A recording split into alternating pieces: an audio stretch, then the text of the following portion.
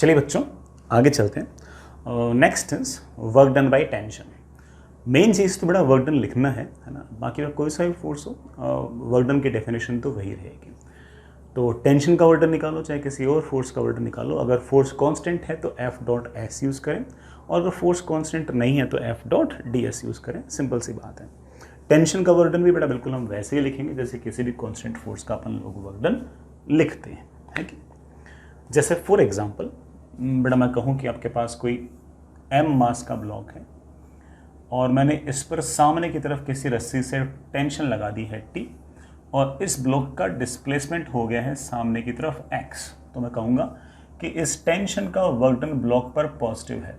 Tension का force into displacement into cos of angle between them. But what is the angle between force and displacement? Tension का force भी सामने की तरफ, displacement भी सामने की तरफ, work done by tension will be of course T into x. इसी तरह से मेरे पास कोई एम मास का ब्लॉक है। इस एम मास के ब्लॉक पर टेंशन मान लीजिए बेटा इस तरफ हो और इसका डिस्प्लेसमेंट अपोजिट डायरेक्शन में हो ऐसे एक्स, तब भी वर्क डन का जो फॉर्मूला है वो तो वही रहेगा। Work done by tension will be of course tension का force into displacement into cos of angle between them. Tension इस तरफ, डिस्प्लेसमेंट इस तरफ, दोनों के बीच में आप देख पा रहे हो कि एंगल 180 है। दैट टेंशन का work done comes out minus T into X. As simple as that. एक छोटा सा सवाल करते हैं, बड़ा हमारे सिंपल एटवुड मशीन का सवाल है। एक स्मूथ पुल्ली है, इस स्मूथ पुल्ली पर एक मासलेस स्ट्रिंग अपने लपेट रखी है। मासलेस स्ट्रिंग के एक तरफ बेटा 5 kg, एक तरफ आपका 3 kg हमने इस तरह से लटका रखा है, और t इज इक्वल टू 0 पर इस पूरे के पूरे सिस्टम को हम लोगों ने रिलीज किया है।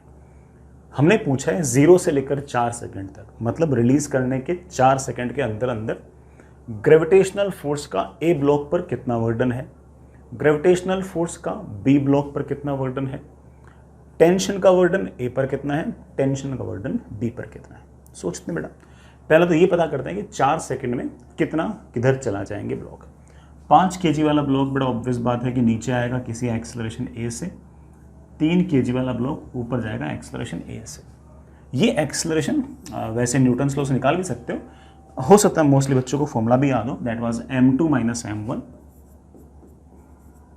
Upon m1 plus m2 into G. But that comes out by 2.5 metre पर सेकेंड स्क्वायर। इसका मतलब 2.5 मीटर पर सेकेंड स्क्वायर एक्सेलरेशन है। बड़ा ये 3 इतने एक्सेलरेशन में डिस्प्लेसमेंट कितना होगा? बड़ा डिस्प्लेसमेंट भी initial velocity 0 half into acceleration. Acceleration बड़ा 2.5 है, मल्टीप्लाई बाय टाइम का स्क्वायर। बड़ा टाइम कितना है 4 सेकंड, तो 4 का स्क्वायर। बड़ा 4 से 4 कैंसिल, डिस्प्लेसमेंट कम्स आउट में 20 मीटर। तो अगले 4 सेकंड में हम लोग जानते हैं कि ये 5 kg का जो ब्लॉक है ये आपका 20 मीटर नीचे आ जाएगा क्योंकि ये भारी है। ये 3 kg का ब्लॉक ऑब्वियस बात है कि 20 मीटर ऊपर चला जाएगा क्योंकि ये आपका हल्का है। ग्रेविटी का वर्क डन ए पर कितना है? ये ब्लॉक आया है नीचे, जो नीचे आएगा उस पर ग्रेविटी का वर्क डन पॉजिटिव। बड़ा कितना mgh। mg है बड़ा नीचे की तरफ 50, h है बड़ा नीचे की तरफ 20, mg इंटू h। बड़ा मेरे ख्याल से ग्रेविटी का वर्क डन आ गया इसके ऊपर 1000 जूल। बी पर अगर देखो तो बड़ा बी पर mg लगेगा नीचे की तरफ 30, डिस्प्लेसमेंट ऊपर की तरफ। मैंने तो याद करा रखा बेटा, नीचे आ रहा हो तो प्लस mgh, ऊपर जा रहा हो तो माइनस mgh। तो बी पर ग्रेविटेशनल फोर्स का वर्क डन होगा माइनस mgh। mg तो हो गया 30, h कितना हो गया 20, मल्टीप्लाई किया कितना आ गया 600। कोई अगर मुझसे पूछ ले कि ग्रेविटी का नेट वर्क डन कितना होगा, इन दोनों का sum, that comes out to be 400 joule. अगर कोई हमसे net work done by gravity पूछे, तो हालांकि पूछ ही नहीं है। टेंशन का वर्क डन कितना है ब्लॉक ए पर? सोचते हैं बेटा, पहले टेंशन निकालनी पड़ेगी। वैसे हो सकता है कि टेंशन तुम्हें डायरेक्ट याद भी हो।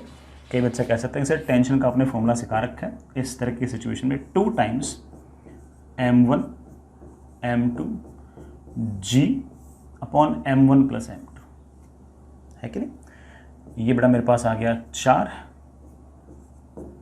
ये मेरे पास आ गया 2, बड़ा ये कितना हो गया 25, 25 इंटू 3 बड़ा कितना हो गया 75, 75 बटे 2 बड़ा कितना हो गया 37.5। इसका मतलब 37.5 मीटर नहीं बड़ा 37.5 टेंशन है, बड़ा 37.5 न्यूटन। ये हमारी टेंशन की वैल्यू आ गई। इस ब्लॉक पर ये टेंशन लग रही है ऊपर, कितनी 37.5 न्यूटन।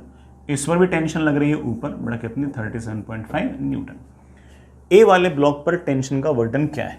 ए वाले ब्लॉक पर हम बड़े आराम से कह सकते हैं कि टेंशन का वर्डन है, टेंशन लग रही है ऊपर की तरफ 37.5 न्यूटन, डिस्प्लेसमेंट है बेटा नीचे की तरफ 20 metre, multiplied by cos of angle between them.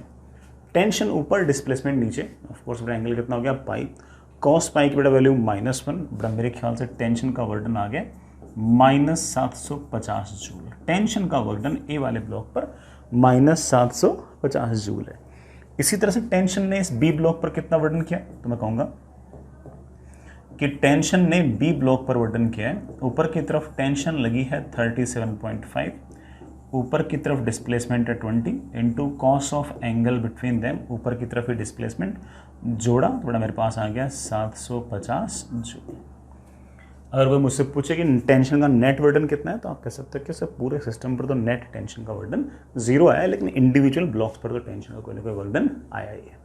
ठीक है, इस तरह से आप बड़े आराम से टेंशन का वर्डन निकाल सकते हो, कोई बहुत भारी इसमें लोड वाली बात नहीं है। Next is work done by normal. अब कोई नई बात बड़ा इसमें है नहीं। अगेन नॉर्मल का वर्डन भी हम वैसे निकालेंगे जैसे हम किसी भी और फोर्स का वर्डन निकालते हैं। जैसे मैं कुछ डायग्राम्स लेता हूँ। बड़ा मान लीजिए कि आपके पास इस तरह कोई ब्लॉक है, तो बड़ा इस तरह की सरफेस है, इस सरफेस पर ये रहा बड़ा कोई ना कोई ब्लॉक mg लग रहा है नीचे की तरफ, और ज़मीन ने बड़ा कोई ना कोई नॉर्मल फोर्स लगा दिया ऐसे। ये ब्लॉक ऐसे इधर की तरफ डिस्प्लेस हो गया है x। कोई मुझसे पूछे कि ग्रेविटी का वर्डन कितना है, तो मैं जवाब दूंगा बड़ा ग्रेविटी का वर्डन आएगा 0। क्यों? क्योंकि ग्रेविटेशनल फोर्स और डिस्प्लेसमेंट के बीच में एंगल बड़ा कितना है 90। इसी तरह से कोई मुझसे पूछे कि नॉर्मल का वर्डन क्या है, तो बोलूँगा normal force into displacement into cos of angle between them. बेटा नॉर्मल इस तरफ, फोर्स इस तरफ, बेटा नॉर्मल इस तरफ, डिस्प्लेसमेंट इस तरफ, एंगल है 90, तो नॉर्मल का वर्डन भी आपके पास 0 है कि नहीं बेटा। इसी तरह से मान लीजिए कि आपके पास सिचुएशन ऐसी है, फॉर एग्जांपल बड़ा ये सर्कुलर कोई ट्रैक वगैरह है इस तरह से, और इस सर्कुलर ट्रैक पर यहाँ कहीं बड़ा मेरे पास कोई ब्लॉक है, और ये कोई नॉर्मल, ये वाला जो ब्लॉक है ये v वेलोसिटी से नीचे आ रहा है। v वेलोसिटी से नीचे आ रहा है तो किसी भी t टाइम में इसका थोड़ा सा डिस्प्लेसमेंट आ जाएगा इस तरफ, बड़ा कितना v into D T. Normal force जो लगेगा वो तो ऐसे रेडियल डायरेक्शन में लगेगा, इस पार्टिकल का जो डिस्प्लेसमेंट होगा वो ऐसे टेंजेंशियल लगेगा।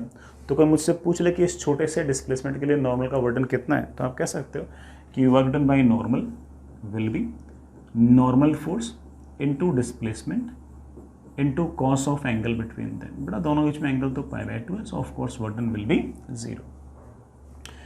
ऐसे बड़ा मैं एक एग्जांपल और लूँ, तो मान लीजिए कि मेरे पास इस तरह से कोई इंक्लाइंड प्लेन है, फिक्स्ड इंक्लाइंड प्लेन है, और इस फिक्स्ड इंक्लाइंड प्लेन पर कोई m मास का ब्लॉक है, और ये ऐसे जा रहा है up the incline x for example, और इस पर नॉर्मल फोर्स लग रहा है ऐसे। और कोई मुझसे पूछ ले कि नॉर्मल का वर्डन क्या होगा, तो मैं कहूँगा work done by normal will be normal force multiplied by displacement multiplied by cos of angle between normal force and displacement. Normal force incline plane के परपेंडिकुलर है और बड़ा डिस्प्लेसमेंट इंक्लाइन प्लेन के अलोंग है, तो ऑब्वियस बात है दोनों के बीच में जो एंगल है वो तो आपका π/2 है। सो नॉर्मल का वर्डन कम्स आउट टू बी 0। इसका ये अर्थ मत निकालना ना कि नॉर्मल का वर्डन हमेशा 0 आएगा, नॉर्मल के वर्डन नॉन 0 पे आ सकते हैं, लेकिन नॉर्मल का जो वर्डन है उसका फॉर्मूला वही है कि जैसे किसी भी फोर्स का वर्डन निकालते हो वैसे नॉर्मल का वर्डन निकालो, कोई नया काम तो इसमें है नहीं। ठीक, चलिए बेटा एक सवाल करते हैं। अच्छा सवाल है, आराम से इत्मीनान से बेटा देखना। हमारे पास एक स्मूथ हॉरिजॉन्टल सरफेस है, इस पर दो ब्लॉक हैं ए और बी, एक का मास 3 kg, एक का mass 5 kg। t is equals to 0 पर इस पूरे अरेंजमेंट को मैंने इस तरफ 10 न्यूटन से ऐसे पुश करना स्टार्ट किया। अगर मैं इसको पुश करूंगा तो ए बी को पुश करेगा और दोनों के दोनों सामने की तरफ ऐसे किसी न किसी एक्सेलरेशन से जाएंगे। छोटे छोटे सवाल पूछ रखे हैं जिससे बड़ा से पूरा सवाल बड़े आराम से बन जाए। मेरा सवाल यह है कि एक्सेलरेशन ऑफ द ब्लॉक्स कितना है, निकाल लोगे। नॉर्मल फोर्स बिटवीन ब्लॉक्स क्या है, ज़मीन वाला नॉर्मल नहीं, ज़मीन वाला नॉर्मल इस पर तो 30 न्यूटन है, ज़मीन वाला नॉर्मल इस पर तो 20 न्यूटन है, वो नहीं पूछ रहा। ए ने बी पर और बी ने ए पर जो नॉर्मल लगा है वो पूछ रहा हूँ। अब मैंने पूछा है कि बताओ इस नॉर्मल फोर्स ने जो आपस में एक दूसरे पर लगा है उसने ए पर कितना वर्डन किया है और बी पर कितना वर्डन किया है from time interval T is equal to 0 to T equal to 5। तो बेटा ये जो तीसरा और चौथा सवाल है इसको ढंग से लिख लेना बेटा। This is work done by normal force on block A, नीचे वाला बड़ा work done by normal force on block B. कितनी देर में? 5 सेकंड में, 0 से लेकर 5 सेकंड में। कौन से नॉर्मल की बात कर रहे हो बेटा? जो नॉर्मल आपस में ऐसे लगा है। अभी निकालते बेटा। पूरे सिस्टम को अगर देखो तो सामने की तरफ एक्सेलरेशन है ए, ये नॉर्मल फोर्स तो एक तरह से इंटरनल फोर्स हो गया। एक्सटर्नल फोर्स है सिर्फ 10, that should be equal to 5 into A. Acceleration की मेरे पास वैल्यू आ गई बेटा कितनी? 2 मीटर पर सेकेंड स्क्वायर। इसका मतलब सारे के सारे अरेंजमेंट के पास सामने की तरफ एक्सेलरेशन है 2 मीटर पर second square. Sir normal force कैसे निकालोगे? निकाल लेंगे।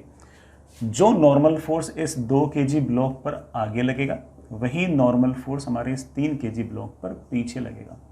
नॉर्मल फोर्स की वैल्यू मैं ऐसे निकाल सकता हूँ कि इस 2 kg ब्लॉक के पास सामने की तरफ जो एक्सेलरेशन आया है उसके लिए जिम्मेदार ये नॉर्मल है। बड़े आराम से कह सकता हूँ कि this normal must be equal to mass into acceleration. तो इस नॉर्मल की जो वैल्यू है वो मेरे पास 4 न्यूटन आ गई। ठीक है बेटा, 2 सवाल तो हो गए। अब मुझसे पूछा बताओ 5 सेकंड के अंदर क्या कहते हैं बेटा, है ना, 5 सेकंड के अंदर वर्क डन कितना होगा। 5 सेकंड में वर्क डन कितना होगा ये पता करने के लिए मुझे पता करना पड़ेगा कि 5 सेकंड तक दोनों ब्लॉक कितना चल लेंगे। 5 सेकंड में बेटा दोनों ब्लॉक्स थोड़ा आगे तो आ जाएंगे। कितना आगे आ जाएंगे सोचते हैं बेटा। सारा का सारा जो अरेंजमेंट है वो 5 सेकंड में थोड़ा आगे आ जाएगा। कितना आ जाएगा? 5 सेकंड में डिस्प्लेसमेंट हो जाएगा initial velocity 0, half into acceleration into मेरे प्यारे बच्चों टाइम का स्क्वायर। कुल मिलाकर बेटा मेरे पास 25 मीटर का डिस्प्लेसमेंट है। t इज इक्वल टू 0 पर यहां पर था बेटा। दोनों ब्लॉक आपके पास t is equal to 5 second पर यहां पर है। मुझसे पूछा गया कि इन 5 सेकंड के अंदर नॉर्मल ने ए वाले ब्लॉक पर कितना वर्तन किया।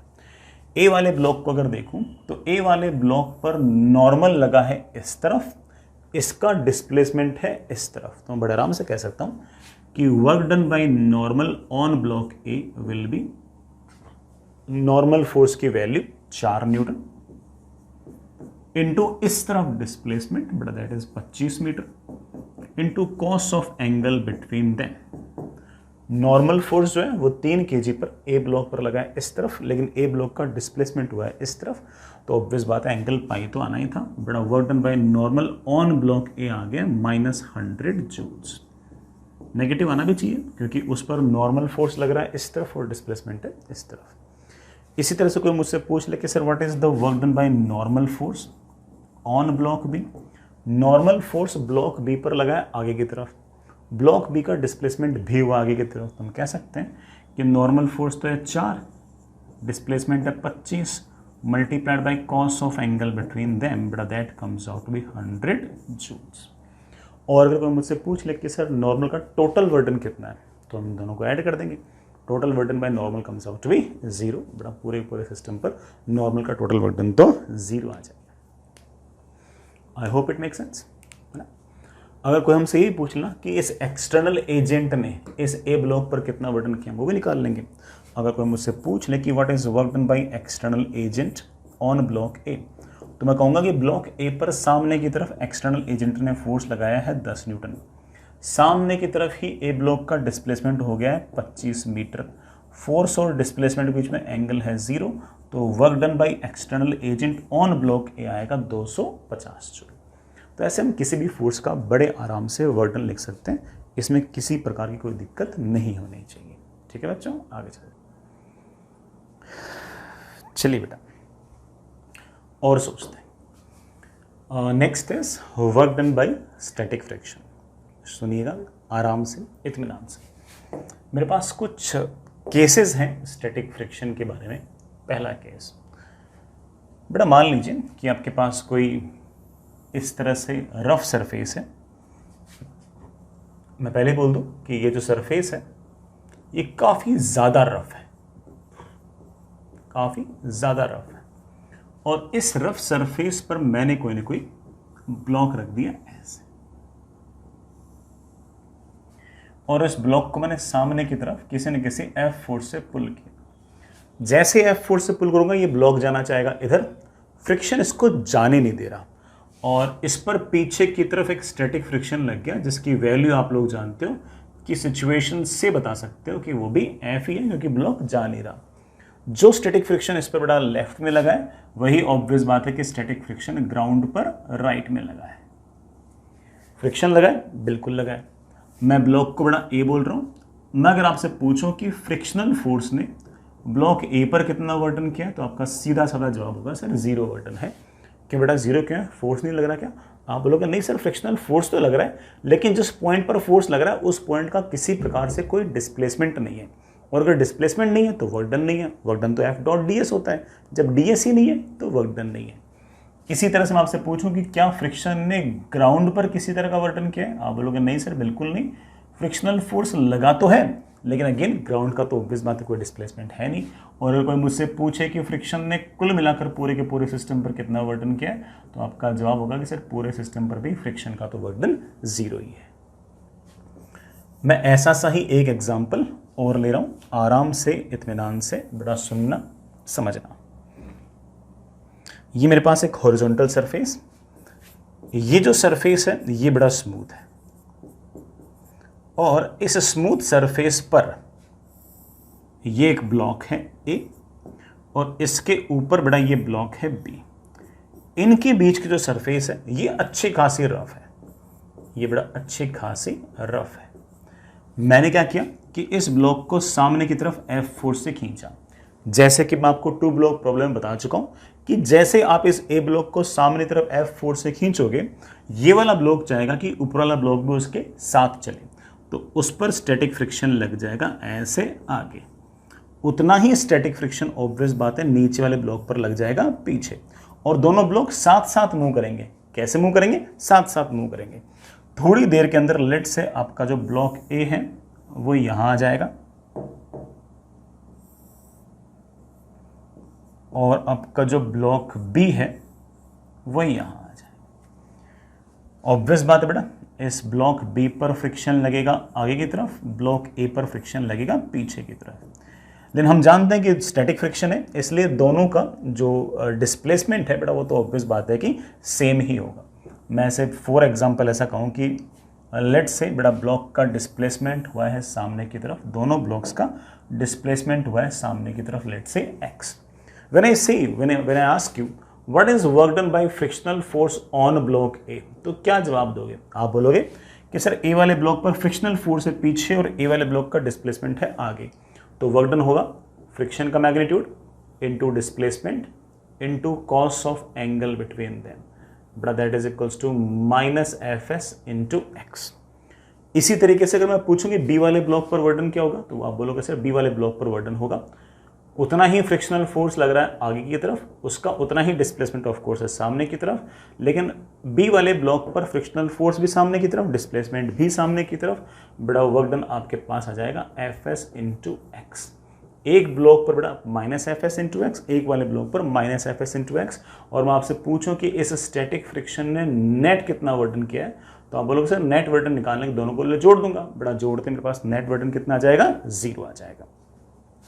यहां से हम इस नतीजे पर पहुंचे कि फ्रिक्शन का वर्क डन, स्टैटिक फ्रिक्शन का वर्क डन किसी एक ब्लॉक पर 0 भी हो सकता है, पॉजिटिव भी हो सकता है, नेगेटिव भी हो सकता है।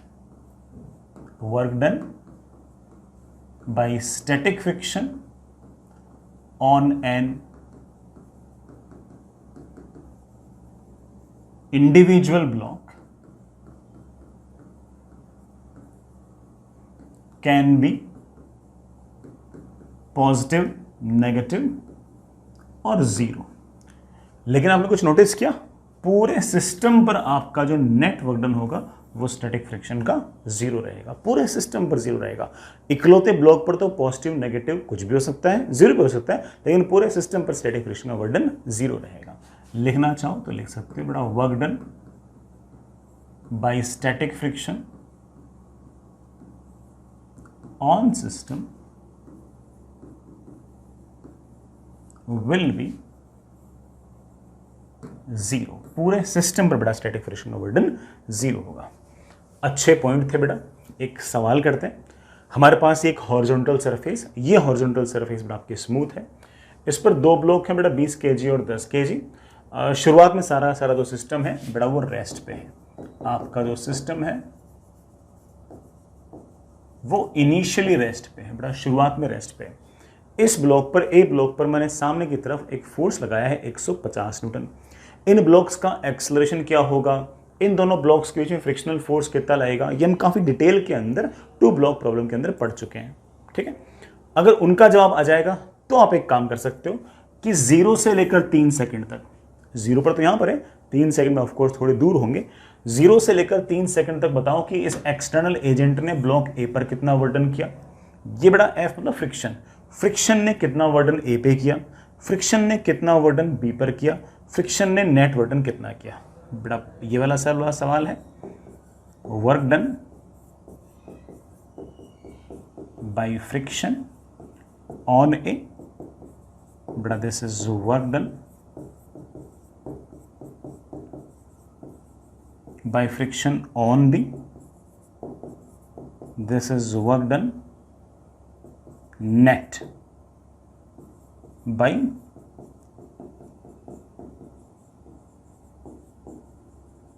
Frictional force. ये 3 सवाल है, सॉरी 4 सवाल है। एक बेटा एक्सटर्नल एजेंट ने ब्लॉक ए पर कितना वर्क डन किया, लेकिन ये सब करने के लिए पहले बेटा आपका एक्सेलरेशन और फ्रिक्शन फोर्स निकालना तो पड़ेगा ही, वो आपको आता है। चलिए बच्चों, सबसे पहले ये पता करते हैं कि आखिर एक्सेलरेशन क्या है और फ्रिक्शनल फोर्स कितना है। जैसे बेटा इसको 150 न्यूटन से आगे खींचूंगा, दोनों ब्लॉक आगे जाएंगे, let's say with some acceleration ए, तो इस पर बेटा स्टैटिक फ्रिक्शन लगेगा आगे, वही स्टैटिक फ्रिक्शन इस पर लगेगा पीछे। एक्सेलरेशन तो हम ऑलरेडी निकाल सकते हैं, ये स्टैटिक फ्रिक्शन तो इंटरनल फोर्स हो गया। पूरे सिस्टम पर सामने की तरफ फोर्स लग रहा है 150, पूरे सिस्टम का मास है बेटा 30 इंटू एक्सेलरेशन। बेटा एक्सेलरेशन की वैल्यू मेरे पास आ गई है 5 मीटर पर सेकंड स्क्वायर।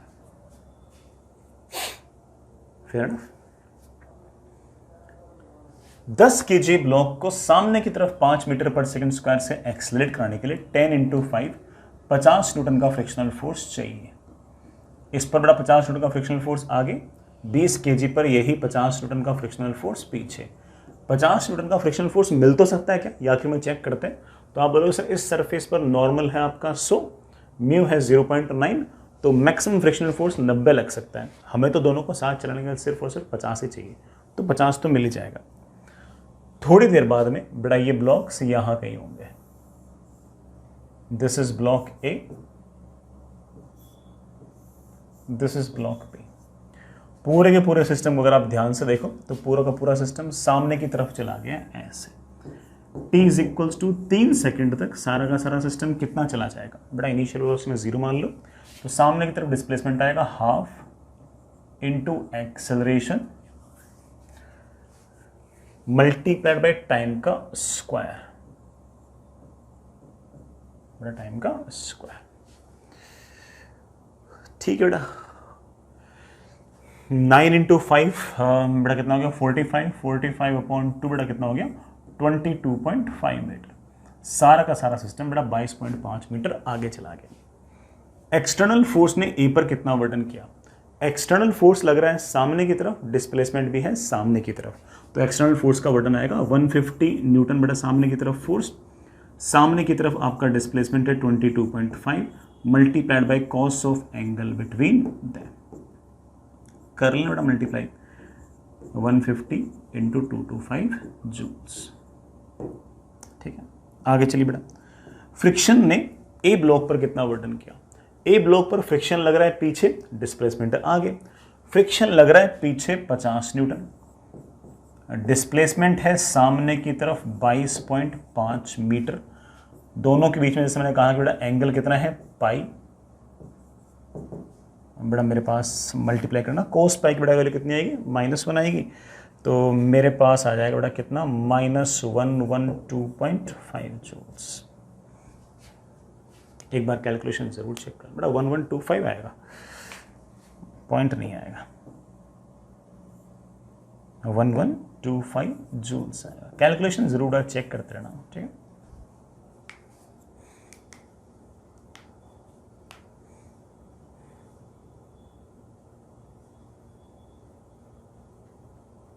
ठीक है बेटा, आगे चलें। Next is work done by frictional force on block B. बेटा ब्लॉक बी पर देखें तो 50 न्यूटन का फोर्स है सामने की तरफ, सामने की तरफ डिस्प्लेसमेंट है 22.5 मीटर, फोर्स भी सामने की तरफ, डिस्प्लेसमेंट भी सामने की तरफ, बड़ा ये आ गया मेरे पास 0, दोनों को मैंने मल्टीप्लाई किया तो वही आ जाएगा 1125 जूल्स।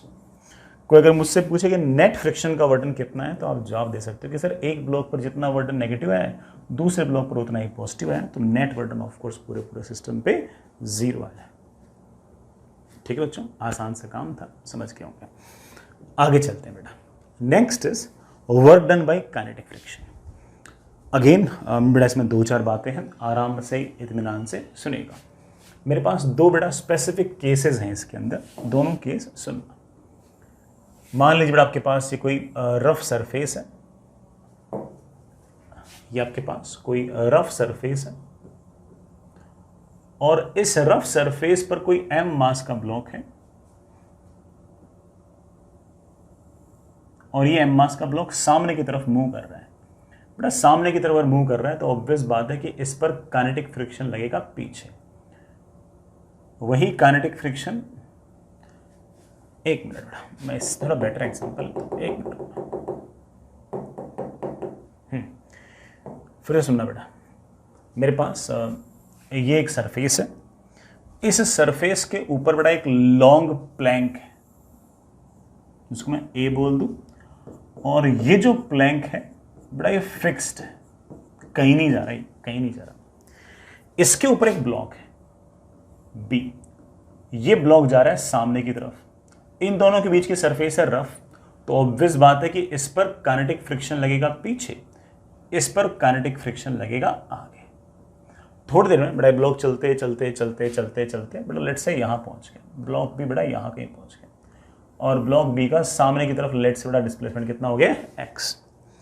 अगर मैं आपसे पूछूं कि what is work done by frictional force on block ए, तो आपका जवाब होगा कि सर जब बी यहां से चलते चलते यहां पर आया तो पूरे रास्ते बी ने ए पर फ्रिक्शनल फोर्स लगाया इस तरफ, लेकिन ए जो है वो फिक्स है, इसलिए ए पर किसी प्रकार का वर्क डन नहीं है। और कारण क्या है? क्योंकि ए का डिस्प्लेसमेंट नहीं है।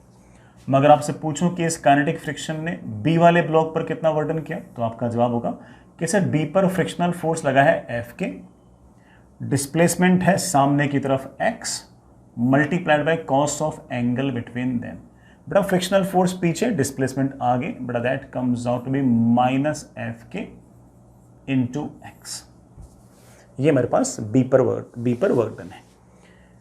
मैं आपसे पूछूं कि फ्रिक्शन ने नेट कितना वर्क डन किया, तो आप बोलोगे सर फ्रिक्शन ने नेट वर्क डन किया, दोनों को जोड़ देता हूं, बेटा that comes out to be minus F के इंटू एक्स। एक्स क्या है? एक्स है बी वाले ब्लॉक का डिस्प्लेसमेंट ए के रेस्पेक्ट में, हालांकि ग्राउंड के रेस्पेक्ट में वही डिस्प्लेसमेंट है, ए के रेस्पेक्ट में वही डिस्प्लेसमेंट है, क्योंकि ए तो आपका रेस्ट पे है। एक चलते बेटा, एक एग्जांपल और करते हैं, सुनिएगा। आपके पास ये बड़ा एक स्मूथ सरफेस है, ये वाले सरफेस रफ नहीं है बड़ा, ये वाले सरफेस आपके पास स्मूथ है। इसके ऊपर एक अच्छी खासी लेंथ का बड़ा कोई प्लैंक है ए, इसके ऊपर बड़ा कोई ना कोई ब्लॉक है बी। इस ब्लॉक के पास बड़ा हमने कोई ना कोई वेलोसिटी दे दी ऐसे, जैसे वेलोसिटी दी ऐसे इस पर काइनेटिक फ्रिक्शन लग गया पीछे, जो काइनेटिक फ्रिक्शन इस पर पीछे बड़ा वही काइनेटिक फ्रिक्शन ए पर आ गया। थोड़ी देर बाद में, फॉर एग्जांपल थोड़ी देर बाद में आपका जो ए है वो बड़ा चलते चलते चलते यहां आ गया, और आपका जो बी है बड़ा वो यहां आ गया। ऑब्वियस बात है बड़ा बी का डिस्प्लेसमेंट ए से तो ज्यादा ही होगा। मैं मान लेता हूं कि ए का डिस्प्लेसमेंट सामने की तरफ हुआ है एक्स ए, बी का डिस्प्लेसमेंट बेटा सामने की तरफ हुआ है एक्स बी, और ए के रेस्पेक्ट में बी का डिस्प्लेसमेंट हुआ है ये बेटा, पहले ए के रेस्पेक्ट में बी यहां था, अब यहां पहुंच गए। This is displacement of B with respect to A. आप इसे चाहो तो displacement of B minus displacement of A भी लिख सकते हो, that is X B minus X A. चलो मुद्दे पे आते हैं। What is work done by kinetic friction on A. सुनना बेटा, ए वाले ब्लॉक पर काइनेटिक फ्रिक्शन लग रहा है आगे और ब्लॉक ए का डिस्प्लेसमेंट भी आगे, तो आप बोलोगे कि sir kinetic friction multiplied by A का डिस्प्लेसमेंट। बेटा ए का डिस्प्लेसमेंट है सामने की तरफ एक्स है into cos of angle between them. A पर काइनेटिक फ्रिक्शन का वर्डन आ गया एफ के इंटू एक्स। मैं आपसे पूछूं कि फ्रिक्शनल फोर्स का बी पर वर्डन कितना है, तो आपका जवाब होगा कि सर बी पर वर्डन है, काइनेटिक फ्रिक्शन है पीछे, बी का डिस्प्लेसमेंट आगे, तो आप बोलोगे sir kinetic friction into B का displacement into cos of angle between them, that comes out to be minus F K into X P. एक ब्लॉक पर पॉजिटिव, एक ब्लॉक पर नेगेटिव।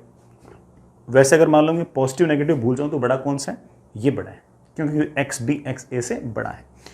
तो अगर कोई मुझसे पूछे कि सर नेट वर्डन क्या होगा, बेटा नेट वर्डन जो काइनेटिक फ्रिक्शन का होगा ना वो नेगेटिव आएगा। क्यों? क्योंकि मैग्नीट्यूड के अंदर बेटा नेगेटिव वाला बड़ा है और पॉजिटिव वाला छोटा है, तो बेटा नेट तो नेगेटिव आएगा। तो आप ये भी लिख सकते हो कि नेट वर्डन आएगा माइनस एफ के, बेटा इन दोनों को जोड़ना, एक्स बी माइनस एक्स ए। चेक कर लो बेटा, इसकी वैल्यू इन दोनों को जोड़ने के बराबर ही आ रही है। तो अगर कोई आपसे पूछे कि काइनेटिक फ्रिक्शन का नेट वर्डन पूरे डिस्प्लेसमेंट पूरे सिस्टम पर कितना होगा, तो आप ये भी लिख सकते हो कि that is minus F K multiplied by displacement of B with respect to A, multiplied with displacement of B with respect to ए।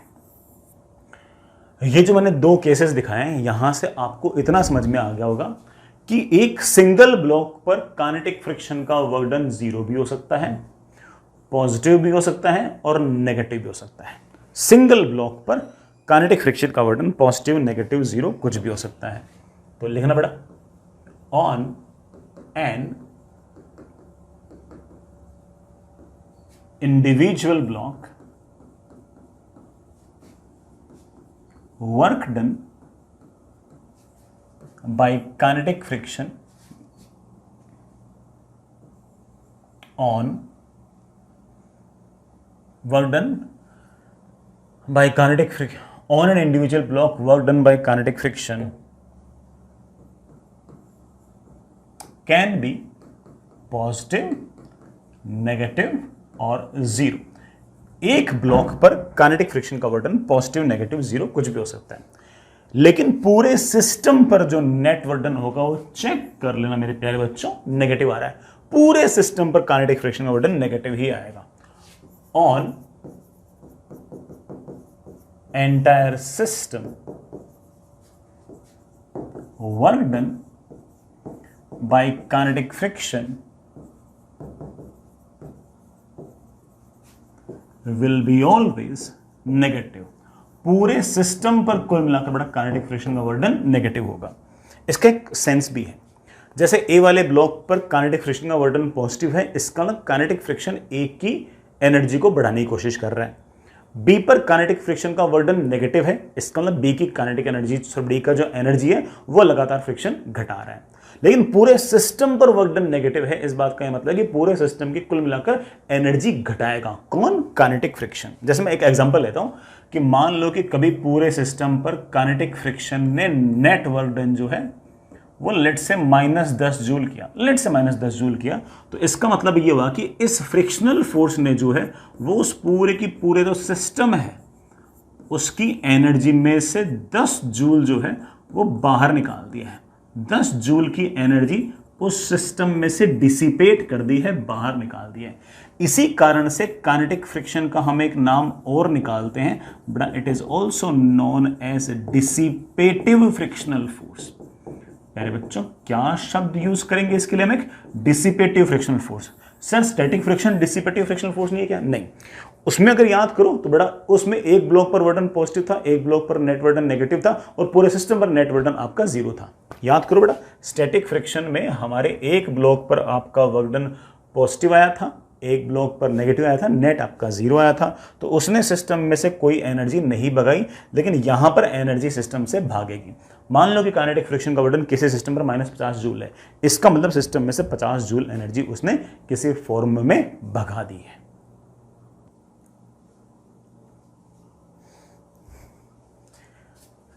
चलिए बेटा आगे चलिए, इस बात पे एक छोटा सा सवाल करते हैं। हालांकि इस तरह का सवाल हम लोगों ने काइनेटिक फ्रिक्शन के अंदर भी किया था, मतलब उस टाइम वर्डन निकाला था, लेकिन बहुत सारी बातें मैंने डिस्कस की थी उस टाइम पे भी। हमारे पास एक स्मूथ सरफेस है, इस पर एक लॉन्ग प्लैंक है ए, अच्छी खासी लेंथ का, जिसका मास है 2 kg। उसके ऊपर एक 1 kg का ब्लॉक पड़ा है। जो ऊपर 1 kg का ब्लॉक पड़ा है उसमें मैंने बी बोल दिया है, और नीचे वाले को मैंने ए बोल दिया है। ऊपर वाले ब्लॉक को मैंने सामने की तरफ वेलोसिटी दे दी है 12 मीटर पर सेकंड। तो ऑफ कोर्स इन दोनों के बीच में लग जाएगा काइनेटिक फ्रिक्शन, क्योंकि इसके रेस्पेक्ट में ये आगे जाएगा तो इस पर काइनेटिक फ्रिक्शन पीछे, वही काइनेटिक फ्रिक्शन इस पर आगे। वो काइनेटिक फ्रिक्शन लगातार इसकी स्पीड को घटाएगा, इसकी स्पीड को बढ़ाएगा। थ्योरी आप बेटा पहले से जानते हो इस बात की।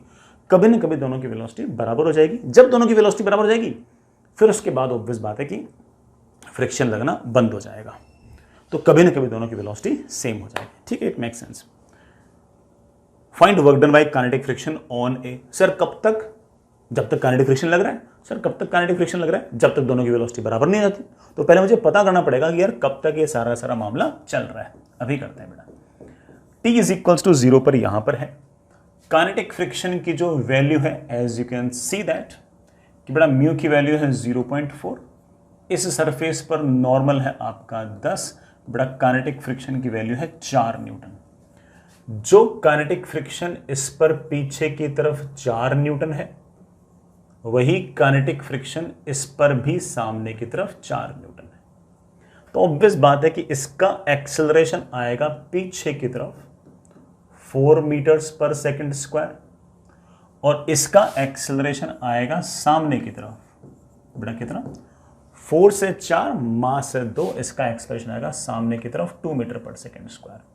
यह एक्सेलरेशन लगातार इसकी वेलोसिटी को बढ़ाएगा, इसकी वेलोसिटी को लगातार घटाएगा।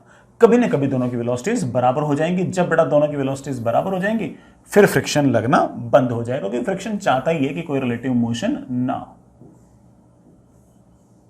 ये बी, ये आपका ए। किसी टाइम पर बी की जो वेलोसिटी होगी बेटा that will be 12 minus 4t। कोई दिक्कत नहीं बेटा। 12 मीटर पर सेकंड इनिशियल वेलोसिटी, एक्सेलरेशन पीछे की तरफ 4, तो किसी भी टी टाइम पर वेलोसिटी 12 माइनस 4t। इसकी किसी भी टाइम पर वेलोसिटी होगी initial velocity plus acceleration into time. Time की बेटा मेरे पास वैल्यू आ गई है बेटा कितनी, 2 सेकंड। तो कुल मिलाकर बेटा समय आपके पास हो गया है 2 सेकंड। और बेटा अगर इस t इक्वल टू 2 सेकंड को यहां पर रखोगे तो दोनों के पास बेटा वेलोसिटी कॉमन आ गई है। कितनी आ गई है? 4 मीटर पर सेकंड, 4 मीटर पर सेकंड। इस टाइम के बाद फ्रिक्शनल फोर्स नहीं लगेगा, लेकिन इतने टाइम के अंदर आपके ए ब्लॉक ने सामने की तरफ कोई ना कोई डिस्प्लेसमेंट तो कर लिया है। सर ए ब्लॉक ने कितना डिस्प्लेसमेंट किया है? Initial velocity 0, half into acceleration into time का स्क्वायर। ए का डिस्प्लेसमेंट हो गया 4 मीटर। इतने ही टाइम में बी ने सामने की तरफ कितना डिस्प्लेसमेंट कर लिया बेटा? इतने टाइम में बी ने सामने की तरफ डिस्प्लेसमेंट कर दिया है initial velocity into time. Initial velocity into time, बेटा टाइम है 2 second, plus half into acceleration, बेटा एक्सेलरेशन है पीछे 4 इंटू बेटा ऑफ कोर्स टाइम का स्क्वायर। 12 दूनी 24, 24 में से 8 गया बेटा कितना बच गया? 16 मीटर।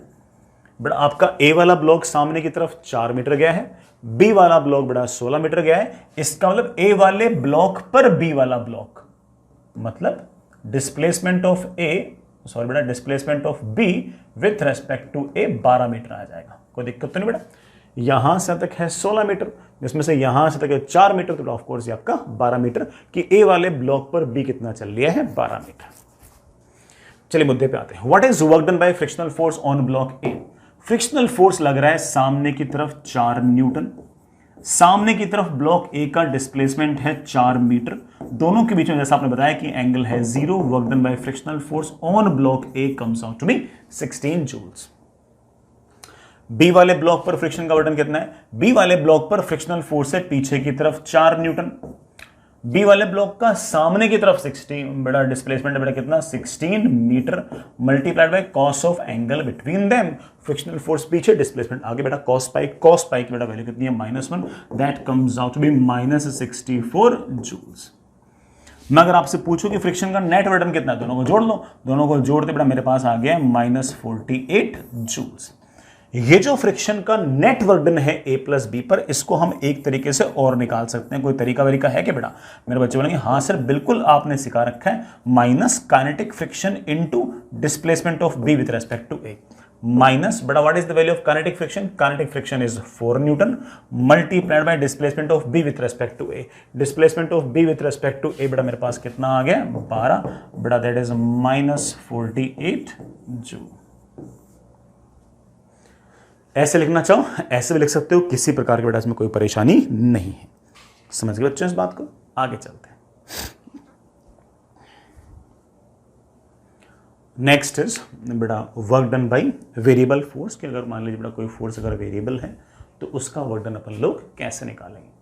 अभी तक बड़ा ऑब्वियस बात है कि हमारा जो फोर्स था वो कांस्टेंट था, और अगर फोर्स बेटा कांस्टेंट था तो उस केस में हम लोगों ने F.S यूज किया। अब बेटा हम F.DS यूज करेंगे। अगर कोई मान लीजिए बेटा आपके पास जो फोर्स है वो कांस्टेंट नहीं है बल्कि वेरिएबल है, तो उस केस में हम क्या करेंगे कि उस फोर्स ने छोटे से डिस्प्लेसमेंट के लिए कोई छोटा सा वर्क डन किया होगा। जो छोटा सा वर्क डन किया होगा दैट इज F.DS। ऐसे छोटे छोटे डिस्प्लेसमेंट में उसने जो छोटा छोटा वर्क डन किया होगा, उस छोटे छोटे वर्क डन को हम जोड़ लेंगे और हम उसे इंटीग्रेट कर लेंगे, and this is of course your work done. मान लो बेटा फोर्स जो है वो सिर्फ और सिर्फ एक्स एक्सिस के अलोंग लग रहा है। अगर फोर्स सिर्फ और सिर्फ एक्स एक्सिस के अलोंग लग रहा है तो मुझे सिर्फ और सिर्फ एक्स एक्सिस के अलोंग जो डिस्प्लेसमेंट है सिर्फ और सिर्फ उसी में इंटरेस्ट है। तो मैं ऐसे केस में ऐसे कह सकता हूँ कि force along x axis into D x, बेटा फोर्स भी एक्स एक्सिस के अलोंग, डिस्प्लेसमेंट भी एक्स एक्सिस के अलोंग, इंटीग्रेट कर दूंगा तो बेटा ऑफ कोर्स पूरा वर्क डन आपके पास आ जाएगा। This is the work done. बेटा एक बात और बोल दूं, अगर आपके पास फोर्स अलोंग एक्स एक्सिस और एक्स कोऑर्डिनेट के बीच में लेट से बेटा आपके पास कोई कर्व है, तो आप इस बात को जानते हो कि area under the curve always represents बेटा क्या? इंटीग्रेशन। तो आप ऐसा कह सकते हो कि फोर्स और डिस्प्लेसमेंट या फोर्स और पोजीशन के बीच का जो ग्राफ है उसका एरिया आपको देगा इंटीग्रेशन और इंटीग्रेशन आपको देगा वर्क डन। तो आप ऐसा कह सकते हो कि फोर्स वर्सेस डिस्प्लेसमेंट का जो एरिया अंडर द कर्व है वो आपको वर्क डन की वैल्यू दे देगा। बड़ा किसकी वैल्यू देगा? Work done. आप लिखना चाहते हो तो लिख सकते हो कि area under force displacement curve या फिर area under force position curve will provide us work done. हम बड़ा कुछ बेसिक एग्जांपल्स देखते हैं कि कैसे कैसे बड़ा वेरिएबल फोर्स लगता है। सुनना बड़ा, ये आपके पास एक हॉरिजॉन्टल स्मूथ सरफेस है, बड़ा ही स्मूथ सरफेस है हॉरिजॉन्टल। ये एक m मास की l लेंथ की यूनिफॉर्म चेन है जिसका जो टॉप मोस्ट जो एज है बड़ा वो ऐसे अपने पकड़ रखा है, ठीक है। अब मैं इसको किसी न किसी फोर्स से यूं खींच रहा हूं बेटा। ये फोर्स जो है बड़ा मुझे गिवन नहीं है, ये मुझे फोर्स जो है ये गिवन नहीं है और ये कांस्टेंट भी नहीं है, और बस इतना पता है कि इस फोर्स से मैं धीरे धीरे धीरे धीरे धीरे धीरे चेन को पुल कर रहा हूँ और इस चेन को पूरी चेन को बड़ा मुझे इस स्मूथ सरफेस पर लेके आना है। तो बताओ कि इस वेरिएबल फोर्स ने कितना वर्क डन किया है। तो बड़ा एक सवाल लिखना, this chain has to be pulled slowly, बड़ा स्लोली को अंडरलाइन करना, has to be pulled slowly on the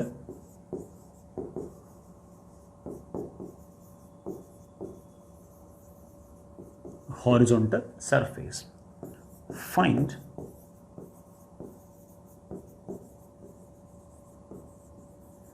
work done by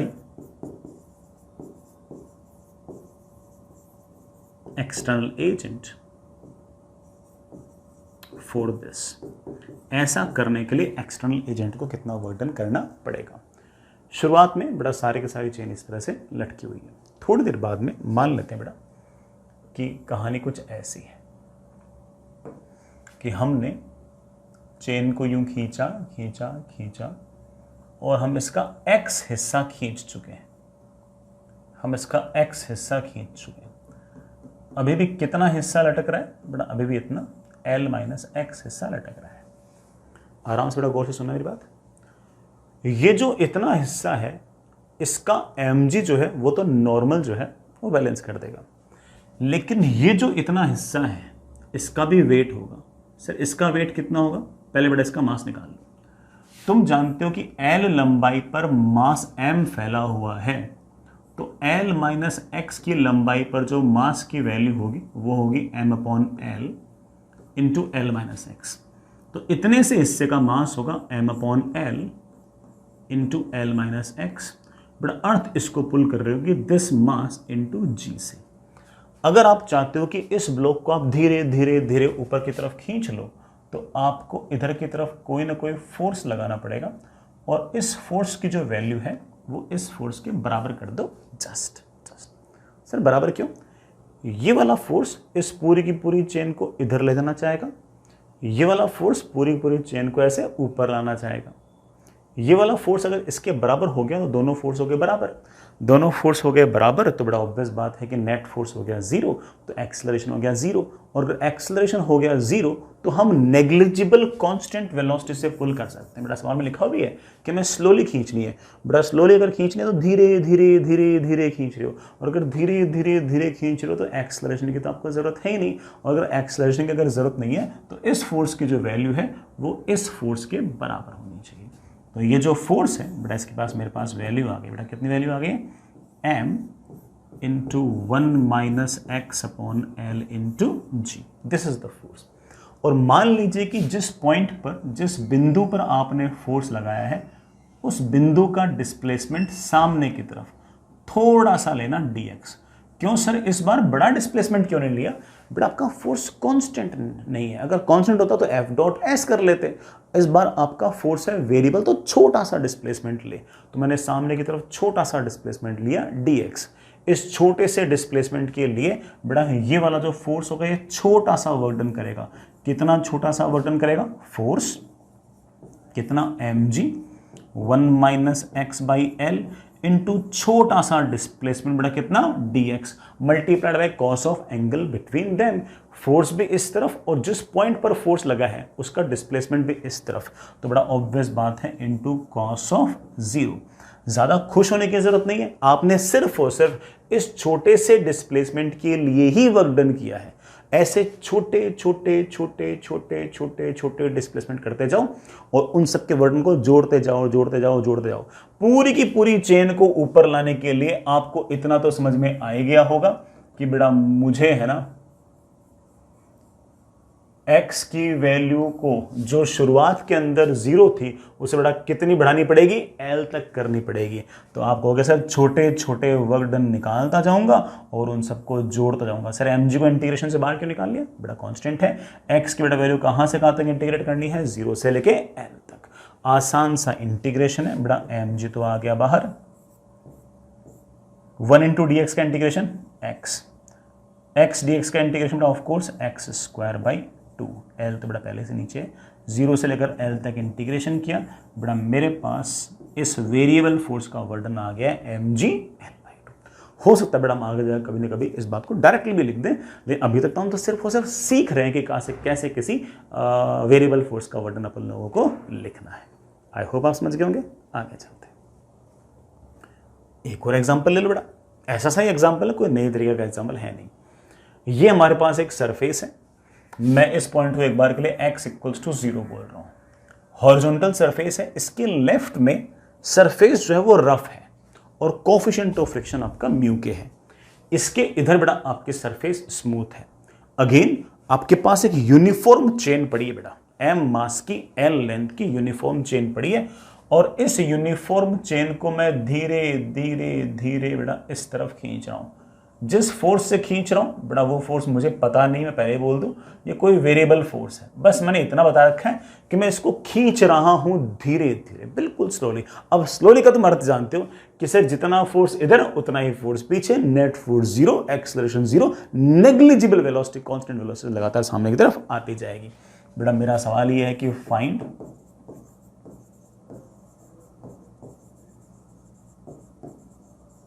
work done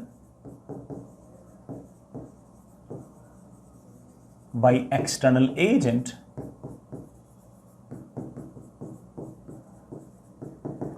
to pull the chain slowly on the smooth surface. पूरी की पूरी चेन को बड़ा हमें smooth surface पर लेके आना है, तो कुल मिलाकर हमें कितना वर्क डन करना पड़ेगा, इतना सा काम बड़ा कर दीजिए। हाँ यार, हमें इस पूरी की पूरी चेन को इस स्मूथ सरफेस पर धीरे धीरे खींचकर लेके आना है, तो उसके लिए एक्सटर्नल एजेंट को कितना वर्क डन करना पड़ेगा वो हमें सोचना पड़ेगा। ये जो रफ सरफेस है इसका कोफिशिएंट ऑफ काइनेटिक फ्रिक्शन आपके पास म्यू के है। अगेन सवाल आसानी है, बस किस तरीके से ये वेरिएबल फोर्सेस के सवाल करने हैं इस आइडिया के साथ हम हल्के से यूज टू हो जाए, बड़ा इसलिए वाला सवाल करा रहा हूं। मान लीजिए कि आप इस चेन को खींचते खींचते x डिस्टेंस खींच चुके हो, ठीक है ना। m मास की l लेंथ की अगर चेन है तो आपके पास l माइनस एक्स लेंथ तो अभी भी रफ सरफेस पर पड़ी है। ये जो l माइनस एक्स लेंथ की चेन जो है अगर बड़ा ये रफ सरफेस पर पड़ी है तो इसका मास तुम जानते हो बड़ा नीचे की तरफ कितना लगेगा, m upon L into L minus X into G. ये वाला जो अरेंजमेंट है इसके कारण बड़ा ऑफकोर्स कोई फ्रिक्शनल फोर्स नहीं लगेगा। फ्रिक्शनल फोर्स तो सिर्फ और सिर्फ इस पर लगेगा, और इस पर जो फ्रिक्शनल फोर्स लगेगा उसकी वैल्यू होगी coefficient of kinetic friction into पूरे का mg नहीं, सिर्फ और सिर्फ इतने से हिस्से का mg। ये तो स्मूथ पे इसका mg तुम जानते हो बड़ा कितना, mg बड़ा एल को अंदर लेना और 1 माइनस एक्स अपॉन एल, इतना फ्रिक्शनल फोर्स पीछे लगेगा। मैं इस पूरी की पूरी चेन को easily slowly slowly slowly slowly slowly ऐसे खींच रहा हूं, और अगर स्लोली स्लोली स्लोली अगर इस तरह से खींच रहा हूं तो ऑब्वियस बात है कि जितना फोर्स पीछे लग रहा होगा उतना फोर्स मुझे सामने की तरफ लगाना पड़ेगा। तो ये जो फोर्स है इसकी वैल्यू मुझे पता लग गई कि इसकी वैल्यू होनी चाहिए mg 1 minus x upon l. And as you can see that कि पीछे वाला फोर्स और आगे वाला फोर्स बराबर, तो net force zero, net force zero तो एक्सेलरेशन जीरो, एक्सेलरेशन जीरो तो नेग्लिजिबल कांस्टेंट वेलोसिटी के साथ आप धीरे धीरे धीरे पूरी की पूरी चेन को खींच सकते हो। लेकिन ये वाला फोर्स कांस्टेंट नहीं, वेरिएबल आया है, और अगर वेरिएबल आया तो एफ डॉट एस नहीं एफ डॉट डी एस। तो छोटा सा डिस्प्लेसमेंट लेता हूं कि सामने की तरफ जिस बिंदु पर आपने फोर्स लगा रखा है, जिस पॉइंट पर आपने फोर्स लगा रखा है उसका डिस्प्लेसमेंट इस तरफ मैंने मान लिया है dx। इस छोटे से डिस्प्लेसमेंट के लिए इस फोर्स का छोटा सा वर्क डन आएगा, वो छोटा सा वर्क डन होगा ये वाला फोर्स। बड़ा फोर्स की वैल्यू है mg 1 minus x upon L multiplied by छोटा सा displacement dx multiplied by cos of angle between force and displacement, दोनों सेम डायरेक्शन में है तो कॉस जीरो लिख दो।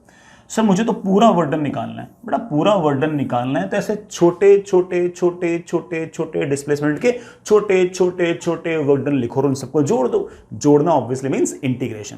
आखिर x को मुझे कहां से कहां तक वेरी करना है। बिल्कुल शुरुआत में ये वाला पॉइंट यहां पर था तो x की वैल्यू जीरो थी। जब सारी की सारी चेन यहां आ जाएगी तो ऑब्वियस बात है बेटा x की वैल्यू बढ़ते बढ़ते कितनी हो जाएगी, l हो जाएगी। तो आप ऐसे कह सकते हो कि मुझे इसको जीरो से लेके l तक वेरी करना है। सॉरी बेटा मेरे से गलती हो गई, ये म्यू के रह गया मेरे से, म्यू के कांस्टेंट है बाहर आ जाएगा अब, ठीक है। और हमारे पास work done by external agent आ गया है म्यू के एम जी।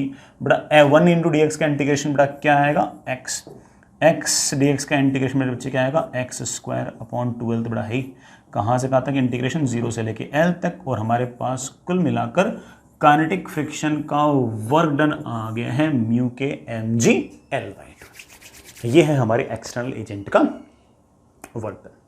समझ गए बच्चों, आगे चलते हैं बेटा। नेक्स्ट इज सबसे फेमस बेटा, that is our work done bye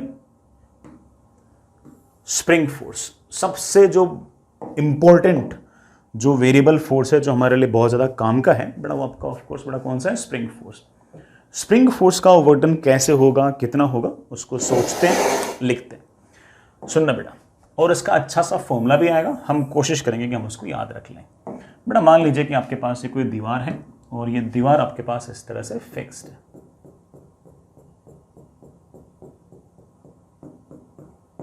दीवार आपके पास फिक्स्ड है, ये आपके पास कोई स्प्रिंग है और ये जो स्प्रिंग है ये इस पोजीशन पर नेचुरल लेंथ पर है। स्प्रिंग का स्प्रिंग कांस्टेंट के है और ये शुरुआत में ऐसे नेचुरल लेंथ पर है। कोई ऑब्जेक्ट आपने यार बांध दी और उसको आप ऐसे मान लो बेटा बाहर की तरफ खींच रहे हो। मान लो बेटा बाहर की तरफ खींचते खींचते खींचते खींचते खींचते खींचते स्थिति कुछ ऐसी आ गई कि आपकी स्प्रिंग के अंदर एक्सटेंशन आ गया, लेट्स से एक्स। स्प्रिंग में अगर एक्सटेंशन आ गया एक्स, तो जो भी ऑब्जेक्ट है उसको स्प्रिंग अपनी तरफ खींचेगी बेटा, कितने फोर्स से, के एक्स। आप इस पॉइंट को थोड़ा सा बाहर की तरफ ले जाओ, लेट्स से थोड़ा सा बाहर की तरफ ले जाओ, डी एक्स। तो इस छोटे से डिस्प्लेसमेंट के लिए स्प्रिंग ने कितना वर्क डन किया, तो आप बोलोगे कि सर इस छोटे से डिस्प्लेसमेंट के लिए स्प्रिंग ने जो वर्क डन किया है दैट इज स्प्रिंग का force into displacement into cos of angle between them. बड़ा स्प्रिंग का फोर्स अंदर की तरफ और इस पॉइंट का डिस्प्लेसमेंट बाहर की तरफ, तो मेरे पास आ गया पाई। बड़ा that comes out to be minus k x D x. Sir मुझे तो स्प्रिंग का टोटल वर्क डन चाहिए। बड़ा अगर स्प्रिंग का टोटल वर्क डन चाहिए तो छोटे छोटे डिस्प्लेसमेंट का वर्क डन निकालते जाओ और जोड़ते जाओ। सर कहां से कहां तक इंटीग्रेट करो, मान लो कि नेचुरल लेंथ से एक्स का एक्सटेंशन करना है तो 0 से लेकर एक्स तक इंटीग्रेट कर ले। मान ले शुरुआत में ए का एक्सटेंशन था, फिर ए के एक्सटेंशन से मुझे 2a का एक्सटेंशन करना है तो a से 2a इंटीग्रेट कर दे, जहां से जहां तक चाहिए बेटा वहां से वहां तक कर दो।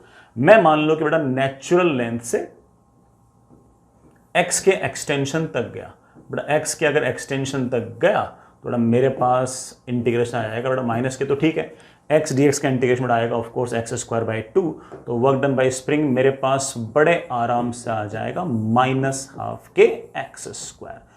तो अगर मैं नेचुरल लेंथ से x के एक्सटेंशन तक अगर जाऊंगा तो वर्क डन बाय जो स्प्रिंग आएगा वो नेगेटिव आएगा और उसकी वैल्यू होगी minus half k x square. Sir negative क्यों, एक्सटेंशन के केस में पूरे रास्ते स्प्रिंग खींच रही है अंदर की तरफ और आपका डिस्प्लेसमेंट है बाहर की तरफ, तो ऑफकोर्स बड़ा वर्क डन आना चाहिए नेगेटिव और वैल्यू आएगी minus half k x square. यही नहीं, अगर आप नेचुरल लेंथ से अगर x के कंप्रेशन तक भी गए होते ना तब भी बेटा आपका वर्क डन बाय स्प्रिंग जो है वो minus half k x square ही आता, क्योंकि जब तुम x के कंप्रेशन में गए होते तो स्प्रिंग धक्का लगाती बाहर की तरफ, जिस पॉइंट पर धक्का लग रहा है वो बड़ा आ रहा होता अंदर की तरफ, अगेन वर्क डन आता negative, answer would have been minus half k x square. लेकिन मान लीजिए कि आप एक्सटेंशन से नेचुरल लेंथ पे आ रहे होते हैं तो उस केस में ये फोर्स लगा रहा है अंदर की तरफ, डिस्प्लेसमेंट भी अंदर की तरफ, तब आपका वर्क डन पॉजिटिव आता। तो अगर कोई मुझसे पूछ ले कि सर x के एक्सटेंशन से नेचुरल लेंथ पे आ रहा हूं तो क्या होगा, तो बोल देना कि सर अब work done bye spring positive आएगा, that is half k x square. इसी तरह से कंप्रेशन से कोई नेचुरल लेंथ पे आएगा तो कंप्रेशन से नेचुरल लेंथ पे आएगा तो स्प्रिंग धक्का लगाएगा इस तरफ, डिस्प्लेसमेंट भी इस तरफ, वर्क डन आएगा पॉजिटिव। तो आप ऐसा कह सकते हो कि x का जब कंप्रेशन होगा तो वहां से जब नेचुरल लेंथ आएगी तब भी स्प्रिंग का जो वर्क डन होगा वो आएगा plus half k x square. हालांकि मैं इसको और बेटर तरीके से भी याद करवा सकता हूं, ये तो आपको खूब सारे केसेस टाइप लग रहे होंगे, आप बेटा केसेस बेसिस की चिंता मत करो, मैं इसको और तरीके से याद करा रहा हूं। सुनना बेटा, तुम तो ऐसे याद रखो कि स्प्रिंग की पोटेंशियल एनर्जी होती है, हालांकि पोटेंशियल एनर्जी एग्जैक्टली क्या होती है हम बाद में देख लेंगे, लेकिन तुम तो सिर्फ ऐसे याद कर लो कि स्प्रिंग की पोटेंशियल एनर्जी होती है हाफ के एक्स स्क्वायर, और ये x जो है या तो आपका एक्सटेंशन और कंप्रेशन, या तो एक्सटेंशन या कंप्रेशन। आपको अगर वर्क डन बाय स्प्रिंग निकालनी है तो आप हमेशा ऐसा कर दिया करो कि u initial minus u final और मस्त रहा करो, सिर्फ और सिर्फ ऐसा कर दिया करो कि u initial minus u final और बिल्कुल चिल रहा करो, हमेशा आंसर आ जाएगा। जैसे फॉर एग्जाम्पल मान लीजिए बड़ा आपके पास स्प्रिंग है ऐसे, और ये शुरुआत में नेचुरल लेंथ पे के है स्प्रिंग कांस्टेंट, और मैं मान लो कि इस स्प्रिंग के अंदर किसी तरह से एक्स का एक्सटेंशन क्रिएट कर दूं, तो स्प्रिंग का वर्क डन क्या होगा? तो लिख देना कि सर स्प्रिंग का work done will B initial potential energy minus final, initial potential energy zero, क्योंकि ना तो कोई एक्सटेंशन ना कंप्रेशन, माइनस हाफ के जो भी आपका एक्सटेंशन या कंप्रेशन उसका square, but that comes out to be half k x square. बिल्कुल मस्त रहो, लोड ही नहीं। इवन मान लीजिए बेटा आपके पास कोई इस तरह का अरेंजमेंट है कि ये कोई स्प्रिंग है, इसमें पहले से ही एक्सटेंशन है ए, और इस स्प्रिंग को मैंने और बाहर की तरफ खींचा और बाहर की तरफ खींचा, और एक्सटेंशन ए से बढ़ाकर मैंने बी कर दिया। अब बताओ स्प्रिंग का वर्डन क्या होगा? तो हमारा जो इंटीग्रेशन वाला तरीका है तो वो तो कहेगा कि सर देखो ऐसा है, इंटीग्रेट कर दो ए से लेके बी तक, वैसे कर भी देंगे, लेकिन हमारा ये वाला तरीका तो कहेगा अरे लोड देने की जरूरत ही नहीं, work done bye spring is initial potential energy minus final potential energy. Initial potential energy कितनी है? हाफ के जो भी आपका एक्सटेंशन या कंप्रेशन है उसका स्क्वायर, माइनस हाफ के जो भी एक्सटेंशन और कंप्रेशन है उसका स्क्वायर। ये हमारा काम है बेटा, इतना सा काम है, सिर्फ ये वाला फॉर्मूला याद रख लिया तो हमारा सारा काम तो ऐसे ही बन जाएगा। आगे चलिए। अच्छा नेक्स्ट इज, ऐसे बड़ा छोटी सी बात और बोल रहा हूं कि अगर मान लो कोई फोर्स है, वेरिएबल है, लेकिन वो फोर्स 3D के अंदर लग रहा है, मतलब x के अलोंग भी कंपोनेंट है, y के अलोंग भी कंपोनेंट है और z के अलोंग भी कंपोनेंट है, उसका अगर वर्क डन निकालना हो तो कैसे निकालेंगे? तो उस केस में लेट्स से बड़ा आपका जो फोर्स है that is f x i cap plus f y j cap plus f z k cap. ये जो f x f y f z है ये बड़ा मान लो कि आपके वेरिएबल्स हैं। अगर आपको वर्क डन निकालना है तो दैट इज ऑफ कोर्स बड़ा पहले छोटे से डिस्प्लेसमेंट के लिए वर्क डन निकालो। ये जो छोटा सा डिस्प्लेसमेंट है आप इसे किसी भी टाइम पर ऐसे लिख सकते हो कि ये जो छोटा सा डिस्प्लेसमेंट होगा, छोटा सा डिस्प्लेसमेंट अलोंग एक्स एक्सिस, छोटा सा डिस्प्लेसमेंट अलोंग वाई एक्सिस, छोटा सा डिस्प्लेसमेंट अलोंग जेड एक्सिस, आप ऐसे लिख सकते हो।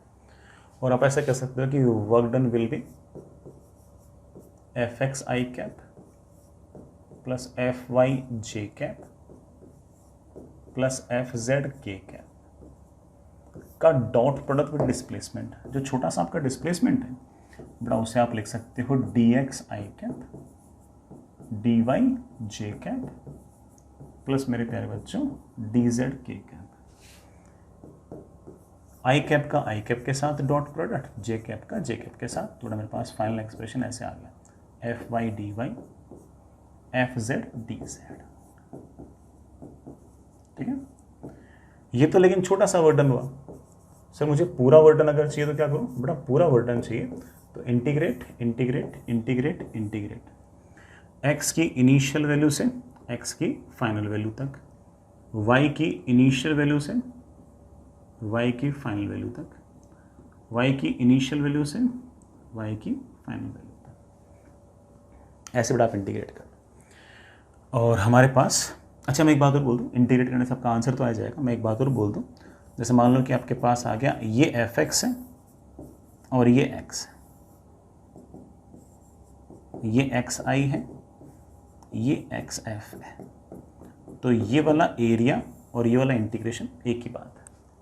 इसी तरह से मान लो कि आपके पास ये बड़ा फोर्स अलोंग वाई एक्सिस और ये पोजीशन अलोंग वाई एक्सिस के बीच में कोई कर्व है, तो ये वाला इनिशियल वाई कोऑर्डिनेट बड़ा ये आपका फाइनल वाई कोऑर्डिनेट, ये वाला एरिया और ये वाला इंटीग्रेशन एक ही बात है। इसी तरह से फोर्स अलोंग जेड एक्सिस और पोजीशन अलोंग जेड एक्सिस, और इसके बीच का मान लो कर्व ये है, ये इनिशियल जेड, ये फाइनल जेड, ये वाला जो एरिया है ये इंटीग्रेशन के बराबर, ये सेम बात है। ठीक, इस बात पे बड़ा एक छोटा सा प्यारा सा सवाल करते हैं। हालांकि ये सवाल करने के लिए कोई थ्योरी बताने की जरूरत नहीं थी, आप खुद कर सकते थे।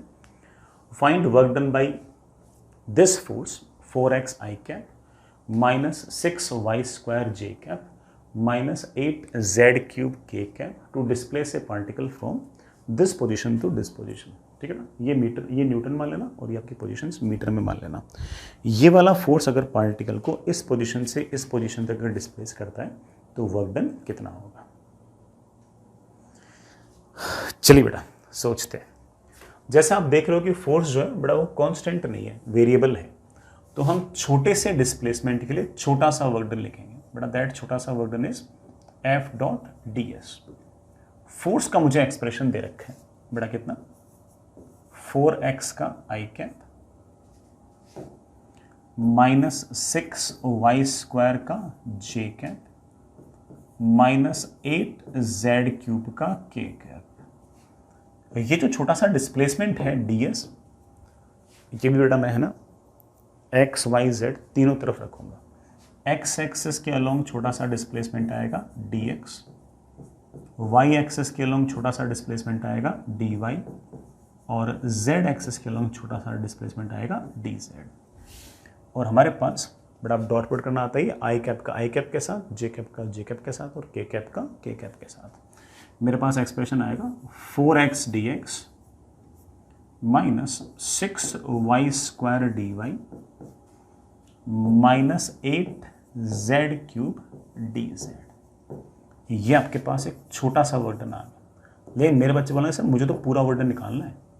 पूरा वर्डन निकालना तो इंटीग्रेट इंटीग्रेट इंटीग्रेट। x की वैल्यू वेरी कर रही है 1 से 2 तक, तो 1 से 2 तक। y की वैल्यू वेरी कर रही है 0 से 3 तक, तो 0 से 3 तक। z की वैल्यू वेरी कर रही है -1 से 0 तक, तो -1 से लेके 0 तक। 4x का इंटीग्रेशन ऑफ कोर्स बेटा कितना होगा 2x²। लिमिट कहाँ से कहाँ तक 1 से 2 तक। -6y² बेटा y² का इंटीग्रेशन क्या होगा y³ 3, तो 2 टाइम्स y³ 0 से लेके 3 तक माइनस 8z³ का होगा 2 टाइम्स z⁴ बेटा कहाँ से कहाँ तक -1 से लेके 0 तक। सिर्फ और सिर्फ बेटा वैल्यूज पुट करनी है, काम बन जाएगा। वैसे 2 तो कॉमन निकाल सकता हूँ सब में से, ठीक है। 2 का स्क्वायर 4 माइनस 1 का स्क्वायर 1 बेटा 2 तो मैंने बाहर निकाल लिया। 3⁻³ 27, 0⁻³ 0। 2 तो बाहर निकाल लिया। 0⁻⁴ 0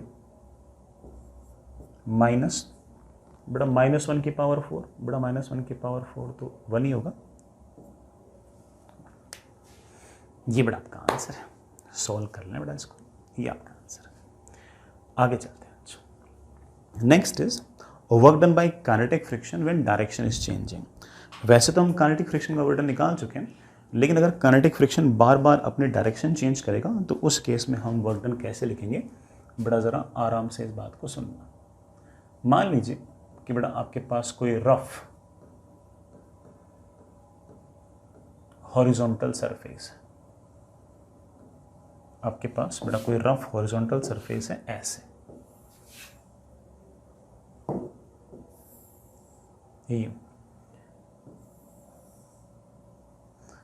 ये रफ हॉरिजॉन्टल सरफेस है। इस रफ हॉरिजॉन्टल सरफेस को मैं ऊपर से देख रहा हूं। ऊपर से देखने पर मैंने देखा कि एक m मास का ब्लॉक पड़ा है। इस m मास के ब्लॉक और इस रफ सरफेस के बीच में बड़ा, जैसे मैंने कहा कि सरफेस रफ है, ठीक है।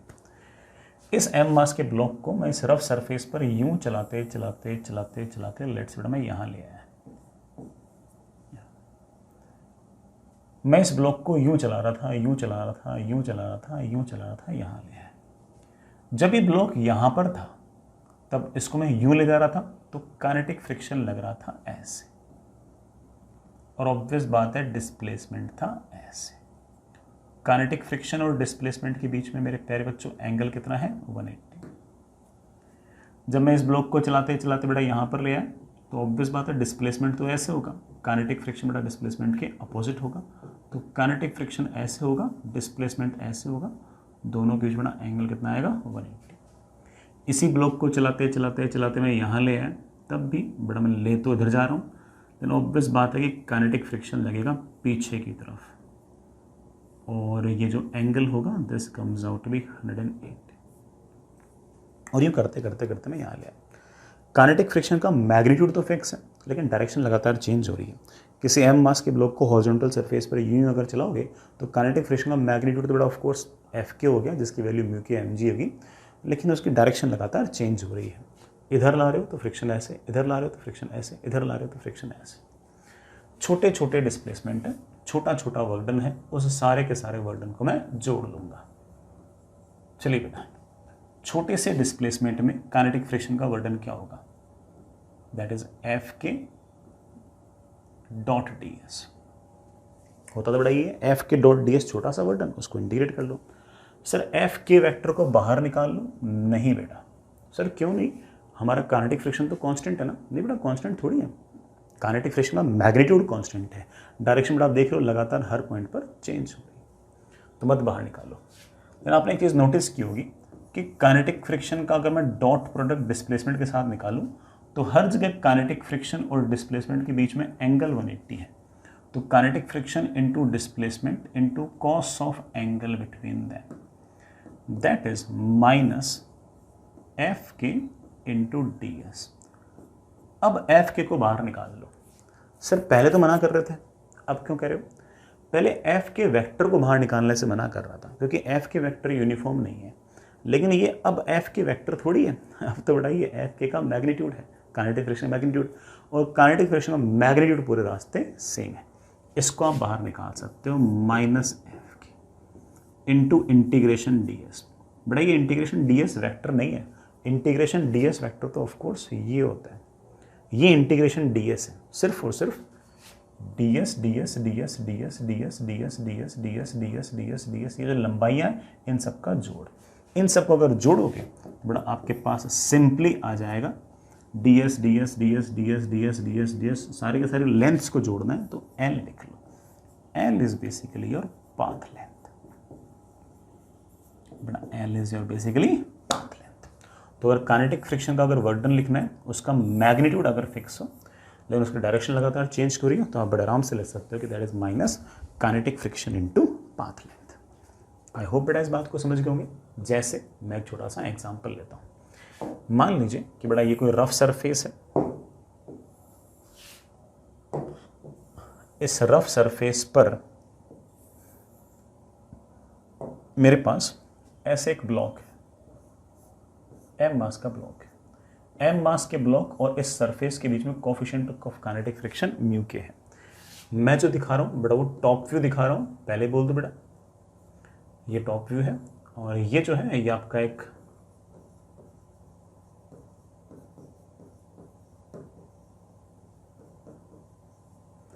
रफ हॉरिजॉन्टल सरफेस है। इस रफ हॉरिजॉन्टल सरफेस पर मैं इस एम मास के ब्लॉक को यूं चलाते चलाते चलाते एक सर्कल पर मूव करा के जहां से चलाया था वहीं ले आया। अगर आपका काइनेटिक फ्रिक्शन कोई कांस्टेंट फोर्स होता तो जहां से चलाया वहीं लेकर आऊंगा तो बड़ा वर्क डन आता आपका 0। लेकिन आप जानते हैं काइनेटिक फ्रिक्शन कांस्टेंट फोर्स नहीं है, भले ही मैग्नीट्यूड कांस्टेंट है, उसकी डायरेक्शन कांस्टेंट नहीं है। कर क्या रहे बड़ा समझ तो आ गया? हॉरिजॉन्टल सरफेस है और एम मास के ब्लॉक को यूं चला के वहीं ले आया, एम मास के ब्लॉक को यूं चला के वहीं ले आया, यूं चला के वहीं ले आया। मैं आपसे पूछ रहा हूं, find work done by kinetic friction on block. Block पर काइनेटिक फ्रिक्शन ने वर्क डन कितना किया? सीधा लिख दो बेटा, work done by kinetic friction will be minus kinetic friction into path length. Kinetic friction बेटा हॉरिजॉन्टल रफ सरफेस है, काइनेटिक फ्रिक्शन की वैल्यू होगी बेटा minus mu k into m g multiplied by यहां से तक की पाथ लेंथ। बेटा path length is of course 2πr। ये लो बेटा, काइनेटिक फ्रिक्शन का वर्क डन आपके इस ब्लॉक पर नेगेटिव है और उसकी जो वैल्यू है बेटा that is minus mu k into m g into 2πr। ये हमारा आंसर है। समझ ही क्या होंगे? आगे चलते हैं। चलिए बच्चों आगे चलते हैं। Next is energy. बेटा एनर्जी की शायद पहली बार आपने कोई डेफिनेशन जो है शायद 6th या 7th क्लास में सुनी होगी। जो डेफिनेशन उस दिन सुनी थी वही डेफिनेशन आज भी वैलिड है। Capacity to do work is known as energy. कोई भी कार्य करने की जो क्षमता है, किसी भी कारण से हो कार्य करने की जो क्षमता है उसे हम एनर्जी कहेंगे। बेटा लिखना चाहो तो लिख सकते हो capacity to do work is known as energy. किसी के पास हो सकता है कि अपने केमिकल रिएक्शंस के कारण वर्क करने की क्षमता हो, तो हम कहेंगे कि उसके पास केमिकल एनर्जी है।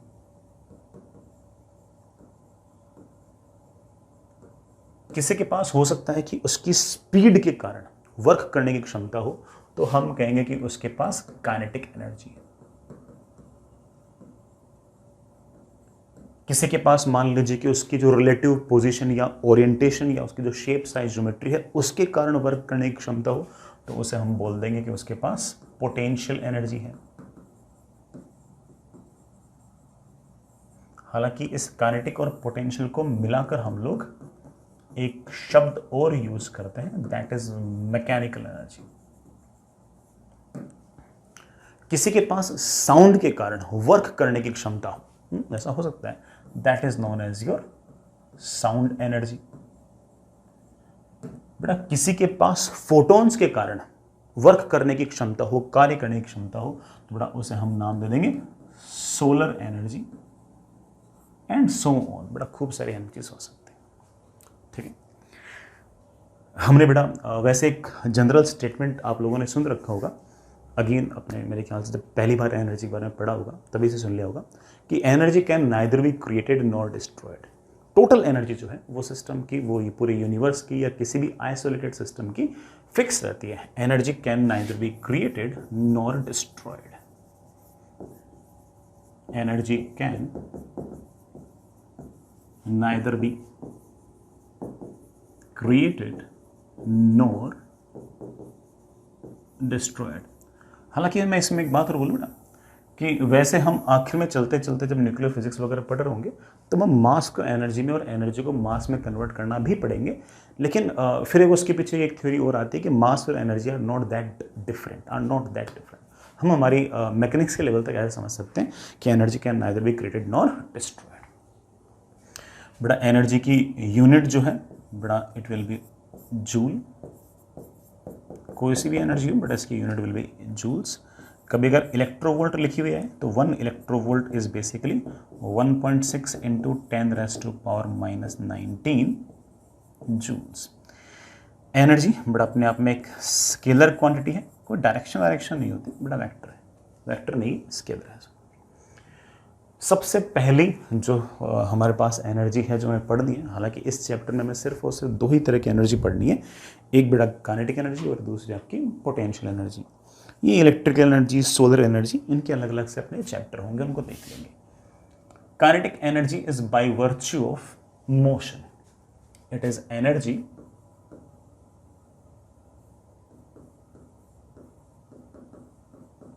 Virtue of motion.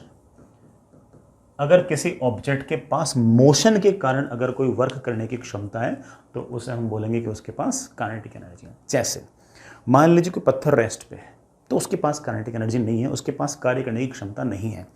लेकिन वही सेम पत्थर अगर खतरनाक तरीके से अच्छी खासी स्पीड से आपकी तरफ आ रहा है तो उसके पास आप पर फोर्स लगाने की क्षमता भी है और आपका डिस्प्लेसमेंट, आप मतलब किसी भी ऑब्जेक्ट पर फोर्स और उसका डिस्प्लेसमेंट करने की क्षमता है, मतलब उस पर वर्क करने की क्षमता है। सेम पत्थर रेस्ट पे है तो उसमें फोर्स और डिस्प्लेसमेंट करने मतलब वर्क डन करने की क्षमता नहीं है, और दूसरा पत्थर वही पत्थर अगर किसी स्पीड से आ रहा है तो वो किसी ऑब्जेक्ट पर बड़े आराम से फोर्स भी लगा सकता है और उसका डिस्प्लेसमेंट भी कर सकता है, उसके अंदर डिफॉर्मेशन प्रोड्यूस कर सकता है, कुल मिलाकर उस पर वर्क डन कर सकता है। तो किसी के पास अगर by energy by virtue of motion हो उसे हम बोलेंगे काइनेटिक एनर्जी। काइनेटिक एनर्जी का बड़ा सीधा सा फॉर्मूला होता है कि काइनेटिक एनर्जी इज m मास की ऑब्जेक्ट के पास अगर v स्पीड है तो kinetic energy will be of course half mv²। बड़ा इसको हम चाहें तो ऐसे भी लिख सकते हैं, दैट इज mv का स्क्वायर अपॉन 2n। बड़ा mv is of course momentum का square upon 2n। This is the kinetic energy. बड़ा this is your kinetic energy. ये बड़ा आपकी काइनेटिक एनर्जी। काइनेटिक एनर्जी के बारे में कुछ बड़ा बातें बोल सकते हो, थोड़ा बोलो। सबसे पहले बड़ा यूनिट जूल ही आएगी, लेकिन चलो आप सोच लेते हैं। मास तो हो गया kg, वेलोसिटी का स्क्वायर, बेटा वेलोसिटी का square is of course metre का स्क्वायर पर सेकंड स्क्वायर। बेटा केजी मीटर का स्क्वायर पर सेकंड का स्क्वायर, केजी मीटर पर सेकंड स्क्वायर स्क्वायर तो न्यूटन हुआ करता था, न्यूटन इंटू मीटर बेटा क्या हो जाएगा, जूल, तो ये कुल मिलाकर वापस बेटा आपका बन गया जूल। कोई अगर मुझे कहे कि सर इसकी डायमेंशन क्या होगी, बड़ा वेरी इजी, मास की डायमेंशन तो है कैपिटल एम, वेलोसिटी या स्पीड की डायमेंशन है एल टी माइनस वन, तो उसका स्क्वायर करूंगा तो L two T minus two, ये उसकी डायमेंशन। काइनेटिक एनर्जी बड़ा फॉर्मूले से आपको समझ में आ गया होगा कि ये नॉन नेगेटिव है, ये नॉन नेगेटिव है, ये नेगेटिव नहीं हो सकता, जीरो जरूर हो सकता है, कोई ऑब्जेक्ट अगर रेस्ट पे है तो उसकी काइनेटिक एनर्जी जीरो होगी, लेकिन नेगेटिव तो नहीं हो सकती, फॉर्मूला ऐसा ही, हाफ एम वी स्क्वायर। क्या काइनेटिक एनर्जी रेफरेंस फ्रेम पर डिपेंड करेगी, ऑब्जर्वर पर डिपेंड करेगी, ऑफ कोर्स इट इज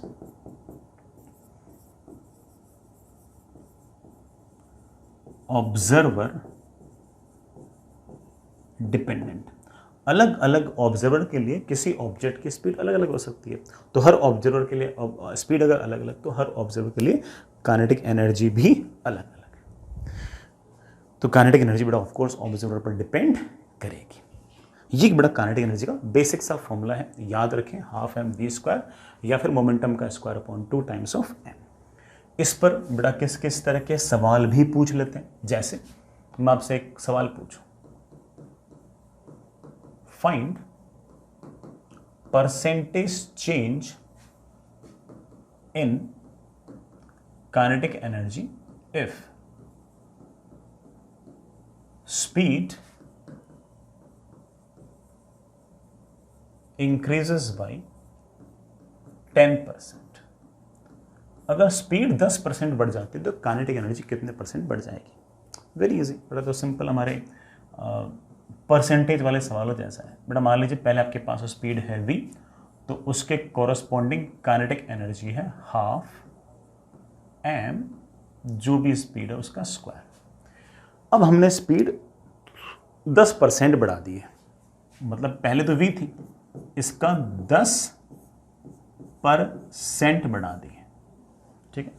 तो पहले अगर आपके पास स्पीड v थी तो अब बड़ा आपके पास स्पीड 1.1 टाइम्स ऑफ v है, इससे 10% ज़्यादा है।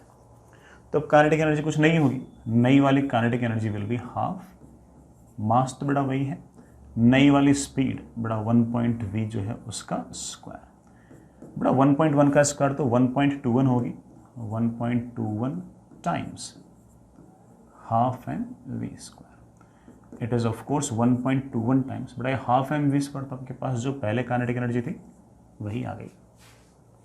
तो मतलब आपके पास पहले काइनेटिक एनर्जी अगर k थी तो अब आपके पास काइनेटिक एनर्जी 1.21 टाइम्स k है।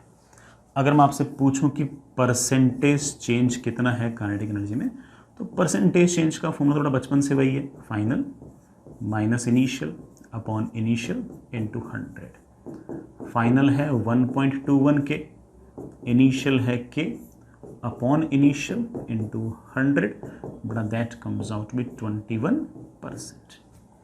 तो इसका मतलब आपकी काइनेटिक एनर्जी जो है वो 21% बढ़ गई है, ठीक है। इट मेक सेंस, कोई बहुत भारी बात है नहीं ऐसे ना। आगे चलते हैं। वैसे अगर है ना परसेंटेज थोड़े छोटे हो ना तो थोड़ा सा एक कैलकुलेशन और आती है, वो भी देख लेते हैं। हालांकि वो कैलकुलेशन आपके बाद में भी काम आएगी। जैसे मैं एक सवाल पूछ लेता हूँ, सवाल पूछ लो ना, if speed increases by 1%, then find percentage change in kinetic energy। सोचते हैं बेटा,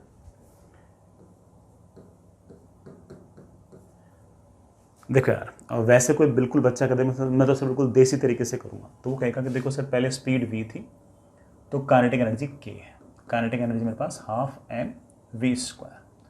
अब मैंने स्पीड 1% बढ़ा ली है, तो बड़ा कितनी बढ़ा ली है, पहले v तो थी 1% बढ़ा ली है, तो अब नई वाली स्पीड आ गई है 1.01 टाइम्स v। तो नई वाली काइनेटिक एनर्जी आ गई k dash is equals to half m 1.01 v का स्क्वायर। ठीक है बेटा, फिर वो क्या करेगा 1.01 का स्क्वायर कर लेगा, फिर बेटा वापस से वैसे के वैसे निकाल लेगा, आंसर आ जाएगा, उसको कोई दिक्कत वाली बात नहीं है, बट उसे 1.01 का स्क्वायर करना पड़ेगा। मेरे पास एक अल्टरनेट है, जो अल्टरनेट है वो तभी काम करेगा जब परसेंटेज चेंज छोटे, ये तो हमेशा ही करेगा, है ना। अल्टरनेट कहता है कि kinetic energy can be written as half m v square, पूरे का लॉग ले लो, ln k is equals to ln half plus ln m plus 2 times ln v, पूरे को डिफरेंशिएट कर दो। ln k का डिफरेंशिएशन होगा 1/k इंटू डी के, हाफ तो बड़ा कांस्टेंट है, उसका डिफरेंशिएशन तो 0। ln m का डिफरेंशिएशन होगा 1/m इंटू डी एम, बड़ा ln v का डिफरेंशिएशन होगा 1/v इंटू डी वी।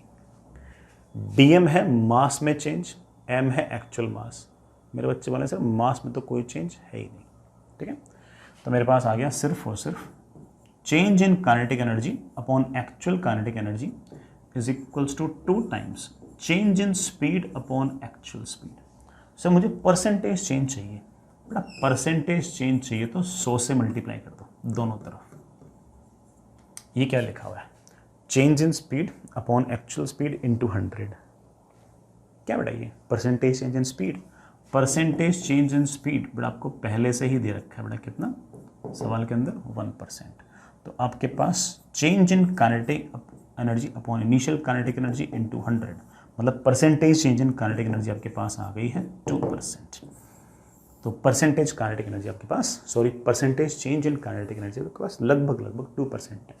अगर किसी बच्चे ने अगर पूरा सॉल्व किया होता तो उसका आंसर भी 2.01 समथिंग आता। ऑफ कोर्स बेटा ये वाला तरीका थोड़ा सा आसान है, और ये वाले सवाल अगर आपने 1-2 कर लिए तो आपको पता लग जाएगा हर बार वो जो पावर है ना वो नीचे आ जाती है, काम वैसे ही बन जाता है। ठीक, नेक्स्ट इज एक्सट्रीमली इंपॉर्टेंट बेटा, that is work energy theorem. मान के चल लो कि पूरे के पूरे चैप्टर में सबसे इंपॉर्टेंट चीज़ ही वर्क एनर्जी थ्योरम है। जो भी कुछ होना है वो वर्क एनर्जी थ्योरम से ही होना है, जितना भी सवाल बनने हैं, जो भी कहानी बननी है वो वर्क एनर्जी थ्योरम से ही बननी है। हालांकि इसके अंदर वर्क और काइनेटिक एनर्जी दोनों आएंगे, तुम्हें वर्क डन लिखना आना चाहिए, काइनेटिक एनर्जी लिखनी आनी चाहिए। काइनेटिक एनर्जी लिखना तो आसान सा काम है, वर्क डन लिखना आना चाहिए, वो मेन है, वो हम हल्का फुल्का सीख चुके हैं। हल्का फुल्का क्या बेटा, सारा ही सीख चुके हैं। वर्क एनर्जी थ्योरम ये कहता है कि किसी ऑब्जेक्ट पर मान लीजिए बेटा बहुत सारे फोर्सेस लग रहे हैं, उन सारे के सारे फोर्सेस का इंडिविजुअली वर्क डन निकालते रहो और उन सारे के सारे वर्क डन को जोड़ लो। Work done by all the forces on a system will be always equal to change in kinetic energy of the system. किसी सिस्टम पर जितने भी फोर्सेस लग रहे हैं उन सब का वर्क डन लिख लो, और उन सब का जो वर्क डन होगा उसका जो सम है वो हमेशा उस ऑब्जेक्ट या सिस्टम की काइनेटिक एनर्जी के चेंज के बराबर होगा। इतना सिंपल सा स्टेटमेंट है। मैं चाहूँ थोड़ा वर्ड्स में भी लिख सकता हूँ, लिखना work done by all the forces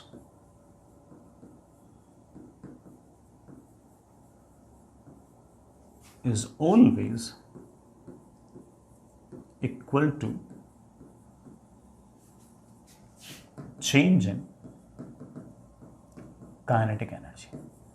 आप ऐसा मान सकते हो कि जैसा हमारा न्यूटन्स लॉ था ना, F is equals to ma, उतना ही इंपॉर्टेंट ये है, उतना ही इंपॉर्टेंट ये, उससे कम नहीं। जैसे F is equals to ma का जलवा है, वैसे वर्क एनर्जी थ्योरम का भी अच्छा खासा जलवा है। सर हमें नहीं लगता ऐसा, बताता हूँ बेटा कैसे। सुनना, कुछ सवाल ऐसे कराता हूँ जो मैंने आपको पहले से करा रखे, जो मैंने पहले से आपको बता रखे, वही वाले सवाल मैं वापस से कराता हूँ। ये ग्राउंड और कोई एयर रेजिस्टेंस वगैरह नहीं है, ये एक m मास का पार्टिकल, इसको मैंने ग्राउंड से h हाइट ऊपर से रिलीज किया। ये पार्टिकल गया गया गया गया गया गया गया ज़मीन से टकराया। सब बच्चों को पूरी की पूरी थ्योरी याद आ रही होगी। हमने बेटा यहाँ से तक का टाइम भी निकाल रखा है, ये स्पीड भी निकाल रखी है, सब काम कर रखे हैं। मैं आपसे ये वाली वेलोसिटी पूछ रहा हूँ, लेकिन इस बार काइनेमेटिक्स से मत निकालो, वर्क एनर्जी थ्योरम से निकालो।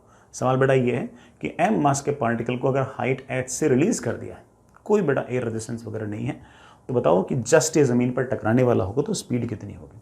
करते हैं, अभी करते हैं, एक लाइन में कर देंगे। एक बार अगर पार्टिकल आपके हाथ से छूट गया तो उस पर सिर्फ और सिर्फ एक ही फोर्स लग रहा है। कौन सा फोर्स लग रहा है बेटा? ग्रेविटी। मैंने आपको सिखाया कि यहां से तक work done by all the force equal to change in kinetic energy लगा दो, यहां से लेकर यहां तक वेट लगा दो, यहां से यहां तक मुझे लगता है कि ब्लॉक पर सिर्फ और सिर्फ ग्रेविटेशनल फोर्स है and it should be equal to के फाइनल माइनस के इनिशियल। यहां से यहां तक m मास का ब्लॉक नीचे आ रहा है तो काइनेटिक एनर्जी बेटा कितनी होगी, sorry work done by gravity कितना होगा, plus mgh। It should be equal to obvious बात final kinetic energy minus initial kinetic energy. Release किया गया तो इनिशियल काइनेटिक एनर्जी 0, और सॉल्व करते ही मेरे प्यारे वाले बच्चों v की वैल्यू आ गई है √2gh। याद करो बेटा, √2gh आंसर आया था क्या पहले भी? हाँ बोलो कि हाँ सर बिल्कुल यही आया था। एक और करके दिखाता हूँ। ये बेटा कोई टावर है h हाइट का, ये ग्राउंड है, ये जो हाइट है ये h है, और यहाँ से मैंने किसी m मास के पार्टिकल को u वेलोसिटी से u फेंक दिया है। Projection from tower case 2 type. ये वाला जो पार्टिकल है ये यूं चलते चलते चलते चलते चलते कभी न कभी ज़मीन से स्ट्राइक करता है। हमने तो ओवर भी उस टाइम पर बहुत सारे काम किए थे। मैं यहाँ पर तो आपसे सिर्फ और सिर्फ ये पूछ रहा हूँ कि ये वाला पार्टिकल जब ज़मीन से स्ट्राइक करेगा तो स्ट्राइक करते वक्त वेलोसिटी क्या होगी, बस इतना सा ही सवाल है। अगेन इनिशियल स्पीड दे रखी है, फाइनल स्पीड पूछिए। एक तरह से इनिशियल काइनेटिक एनर्जी दे रखी है, फाइनल काइनेटिक एनर्जी पूछिए। तो सवाल चीख चीख के कह रहा है कि काइनेटिक एनर्जीज को रिलेट करना है, तो सवाल चीख चीख के कह रहा है कि वेट लगा दो। वेट सेज दैट कि work done by all the forces is equals to change in kinetic energy. एक बार अपने हाथ से आपने इसको फेंक दिया तो पूरे रास्ते इस पर सिर्फ और सिर्फ एक ही फोर्स लग रहा है, कौन सा? Gravitational force, and it should be equal to gravitational force का work done is equals to के फाइनल माइनस के इनिशियल। ग्रेविटेशनल फोर्स एक कांस्टेंट फोर्स है, वो इस बात पर डिपेंड नहीं करता कि रास्ता क्या है, वो सिर्फ और सिर्फ इस बात पर डिपेंड करता है कि इनिशियल पोजीशन क्या है और फाइनल पोजीशन क्या है। साथ ही साथ ग्रेविटेशनल फोर्स पूरे रास्ते वर्टिकल लगता है, तो हॉरिजॉन्टल डायरेक्शन में क्या डिस्प्लेसमेंट है उसे इंटरेस्ट ही नहीं है, उसे सिर्फ और सिर्फ वर्टिकल डायरेक्शन में इंटरेस्ट है। ब्लॉक कुल मिलाकर h हाइट नीचे आ रहा है तो ग्रेविटी का वर्क डन मेरे प्यारे वाले बच्चे जानते हैं कि ग्रेविटी का वर्क डन तो आएगा mgh। It should be equal to final kinetic energy, बेटा final kinetic energy is half mv² minus initial kinetic energy, बेटा initial kinetic energy is half mu²। Solve करते बेटा v की वैल्यू मेरे पास आ गई है √u² plus 2gh।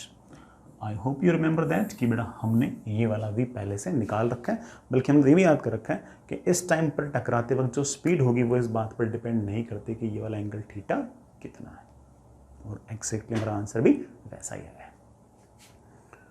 I hope बेटा इस बात को समझ गए होंगे। चलो बच्चों एक और सवाल पूछता हूँ।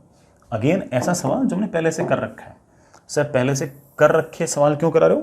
कन्विंस करने के लिए कि देखो कैसे कर लो आंसर सेम आएगा। मेरे पास एक m मास का ऑब्जेक्ट है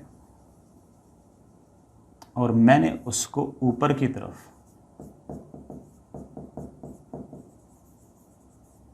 u स्पीड से फेंक दिया है। कोई है ना बड़ा क्या कहते हैं उसको, एयर रेजिस्टेंस वेयर रेजिस्टेंस कुछ नहीं है, कुछ नहीं। और मैं आपसे जानना चाह रहा हूँ, बताओ इस m मास के पार्टिकल की मैक्सिमम हाइट क्या होगी, कितनी मैक्सिमम हाइट तक जाएगा? Find maximum height achieved.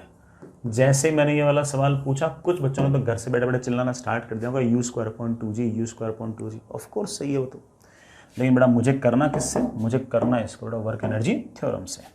जैसे जैसे ऊपर जाएगा लगातार स्पीड घटेगी घटेगी घटेगी घटेगी, मैक्सिमम हाइट पर जब होगा बेटा तो ऑब्वियस बात है कि इसके पास स्पीड 0 होगी। इनिशियल स्पीड दे रखी है, फाइनल स्पीड दे रखी है, तो चीख चीख के सवाल कह रहा है कि इनिशियल काइनेटिक एनर्जी और फाइनल काइनेटिक एनर्जी रिलेट करना है। वो कैसे रिलेट होती है? वर्क एनर्जी थ्योरम से। मुझे ये वाली हाइट निकालनी है, अभी निकालते हैं। ये इनिशियल है, ये फाइनल है। मुझे पता है कि work energy theorem says that कि work done by all the forces is equals to change in kinetic energy. बड़ा पूरे रास्ते में सिर्फ और सिर्फ ग्रेविटी का वर्डन है, दैट इज इक्वल्स टू के फाइनल माइनस के इनिशियल। ग्रेविटी का वर्डन जैसे आपको नजर आ रहा है माइनस एम जी एच है। Sir minus m g h क्यों? एम जी लग रहा है नीचे, डिस्प्लेसमेंट ऊपर, मैंने तो याद भी करा रखा है। एच हाइट नीचे आए तो plus m g h, h height ऊपर जाए तो माइनस एम जी एच।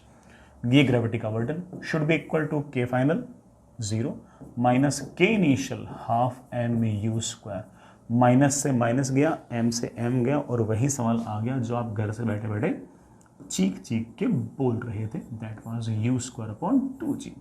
और तुम तो जानते हो आंसर में हमें इंटरेस्ट थोड़ी है, हम तो इस बात में इंटरेस्ट है कि हमारा वर्क एनर्जी थ्योरम कितना हेल्पफुल है हमारे लिए, कितना ज़्यादा हेल्पफुल है हमारे लिए। अगेन एक सवाल और कराता हूँ जो हमने पहले से कर रखा है।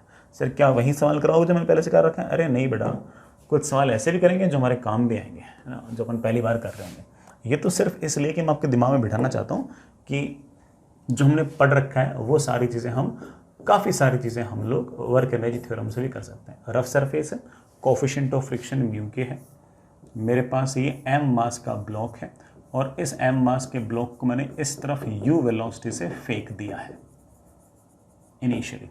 बड़ा फ्रिक्शन लगेगा, पीछे की तरफ जाएगा जाएगा जाएगा जाएगा जाएगा, कभी ना कभी ये एम मास का ब्लॉक जाकर रुक जाएगा। रुकने से पहले इस एम मास के ब्लॉक ने कितनी डिस्टेंस ट्रेवल की है ये बताओ। बेटा ये सवाल तुमने पहले से कर रखा है, बल्कि तुमने तो उस टाइम पर ये भी नहीं करा था कि कितने टाइम बाद रुकेगा, कि डिस्टेंस कितनी होगी, वो सब कर रखा है तुमने।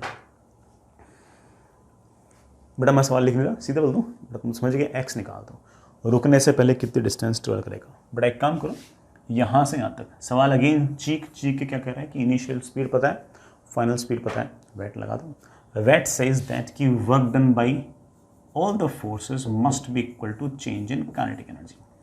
कौन से फोर्सेस हैं आखिर इस पर? एम जी ऐसे है, नॉर्मल ऐसे है, और काइनेटिक फ्रिक्शन है पीछे की तरफ जिसकी वैल्यू है म्यू के M g. Work done by all the forces, हाँ भाई, ग्रेविटी का फोर्स का वर्क डन, नॉर्मल का वर्क डन प्लस फ्रिक्शन का work done, it should be equal to के फाइनल माइनस के इनिशियल। यही तो कहता है वर्क एनर्जी थ्योरम कि work done by all the forces equal to change in kinetic energy. Who are the all forces? Gravity, normal और friction. इन तीनों के वर्क डन का जो सम है वो काइनेटिक एनर्जी के चेंज के बराबर होना चाहिए। ग्रेविटी का वर्क डन मेरे बच्चे फटाक से बोल देंगे 0, नॉर्मल का वर्क डन भी मेरे बच्चे फटाक से बोल देंगे 0। क्यों? ग्रेविटी ऐसे, डिस्प्लेसमेंट ऐसे, एंगल 90, नॉर्मल ऐसे, डिस्प्लेसमेंट ऐसे, एंगल 90। सिर्फ और सिर्फ फ्रिक्शन का वर्क डन है, डायरेक्ट लिख दूँ, फ्रिक्शन लग रहा है पीछे की तरफ म्यू के एम जी, डिस्प्लेसमेंट है सामने की तरफ x, तो फ्रिक्शन का वर्क डन आ गया माइनस म्यू के एम जी एक्स। माइनस किस बात का बेटा? फ्रिक्शन इस तरफ, डिस्प्लेसमेंट इस तरफ, तो बड़ा कॉस पाई और आएगा, कॉस पाई की वैल्यू -1। एक्सपीरियंस से हम सीख गए कि हाँ ठीक है माइनस लगा सकते हैं। It should be equal to final kinetic energy, final तो रुक गया, minus initial kinetic energy, initial kinetic energy half m u square. m से m गया, माइनस से माइनस गया, x की वैल्यू आ गई बेटा मेरे पास u square upon 2 times mu k जी।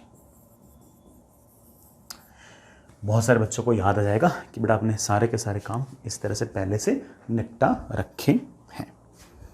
ठीक है बच्चों,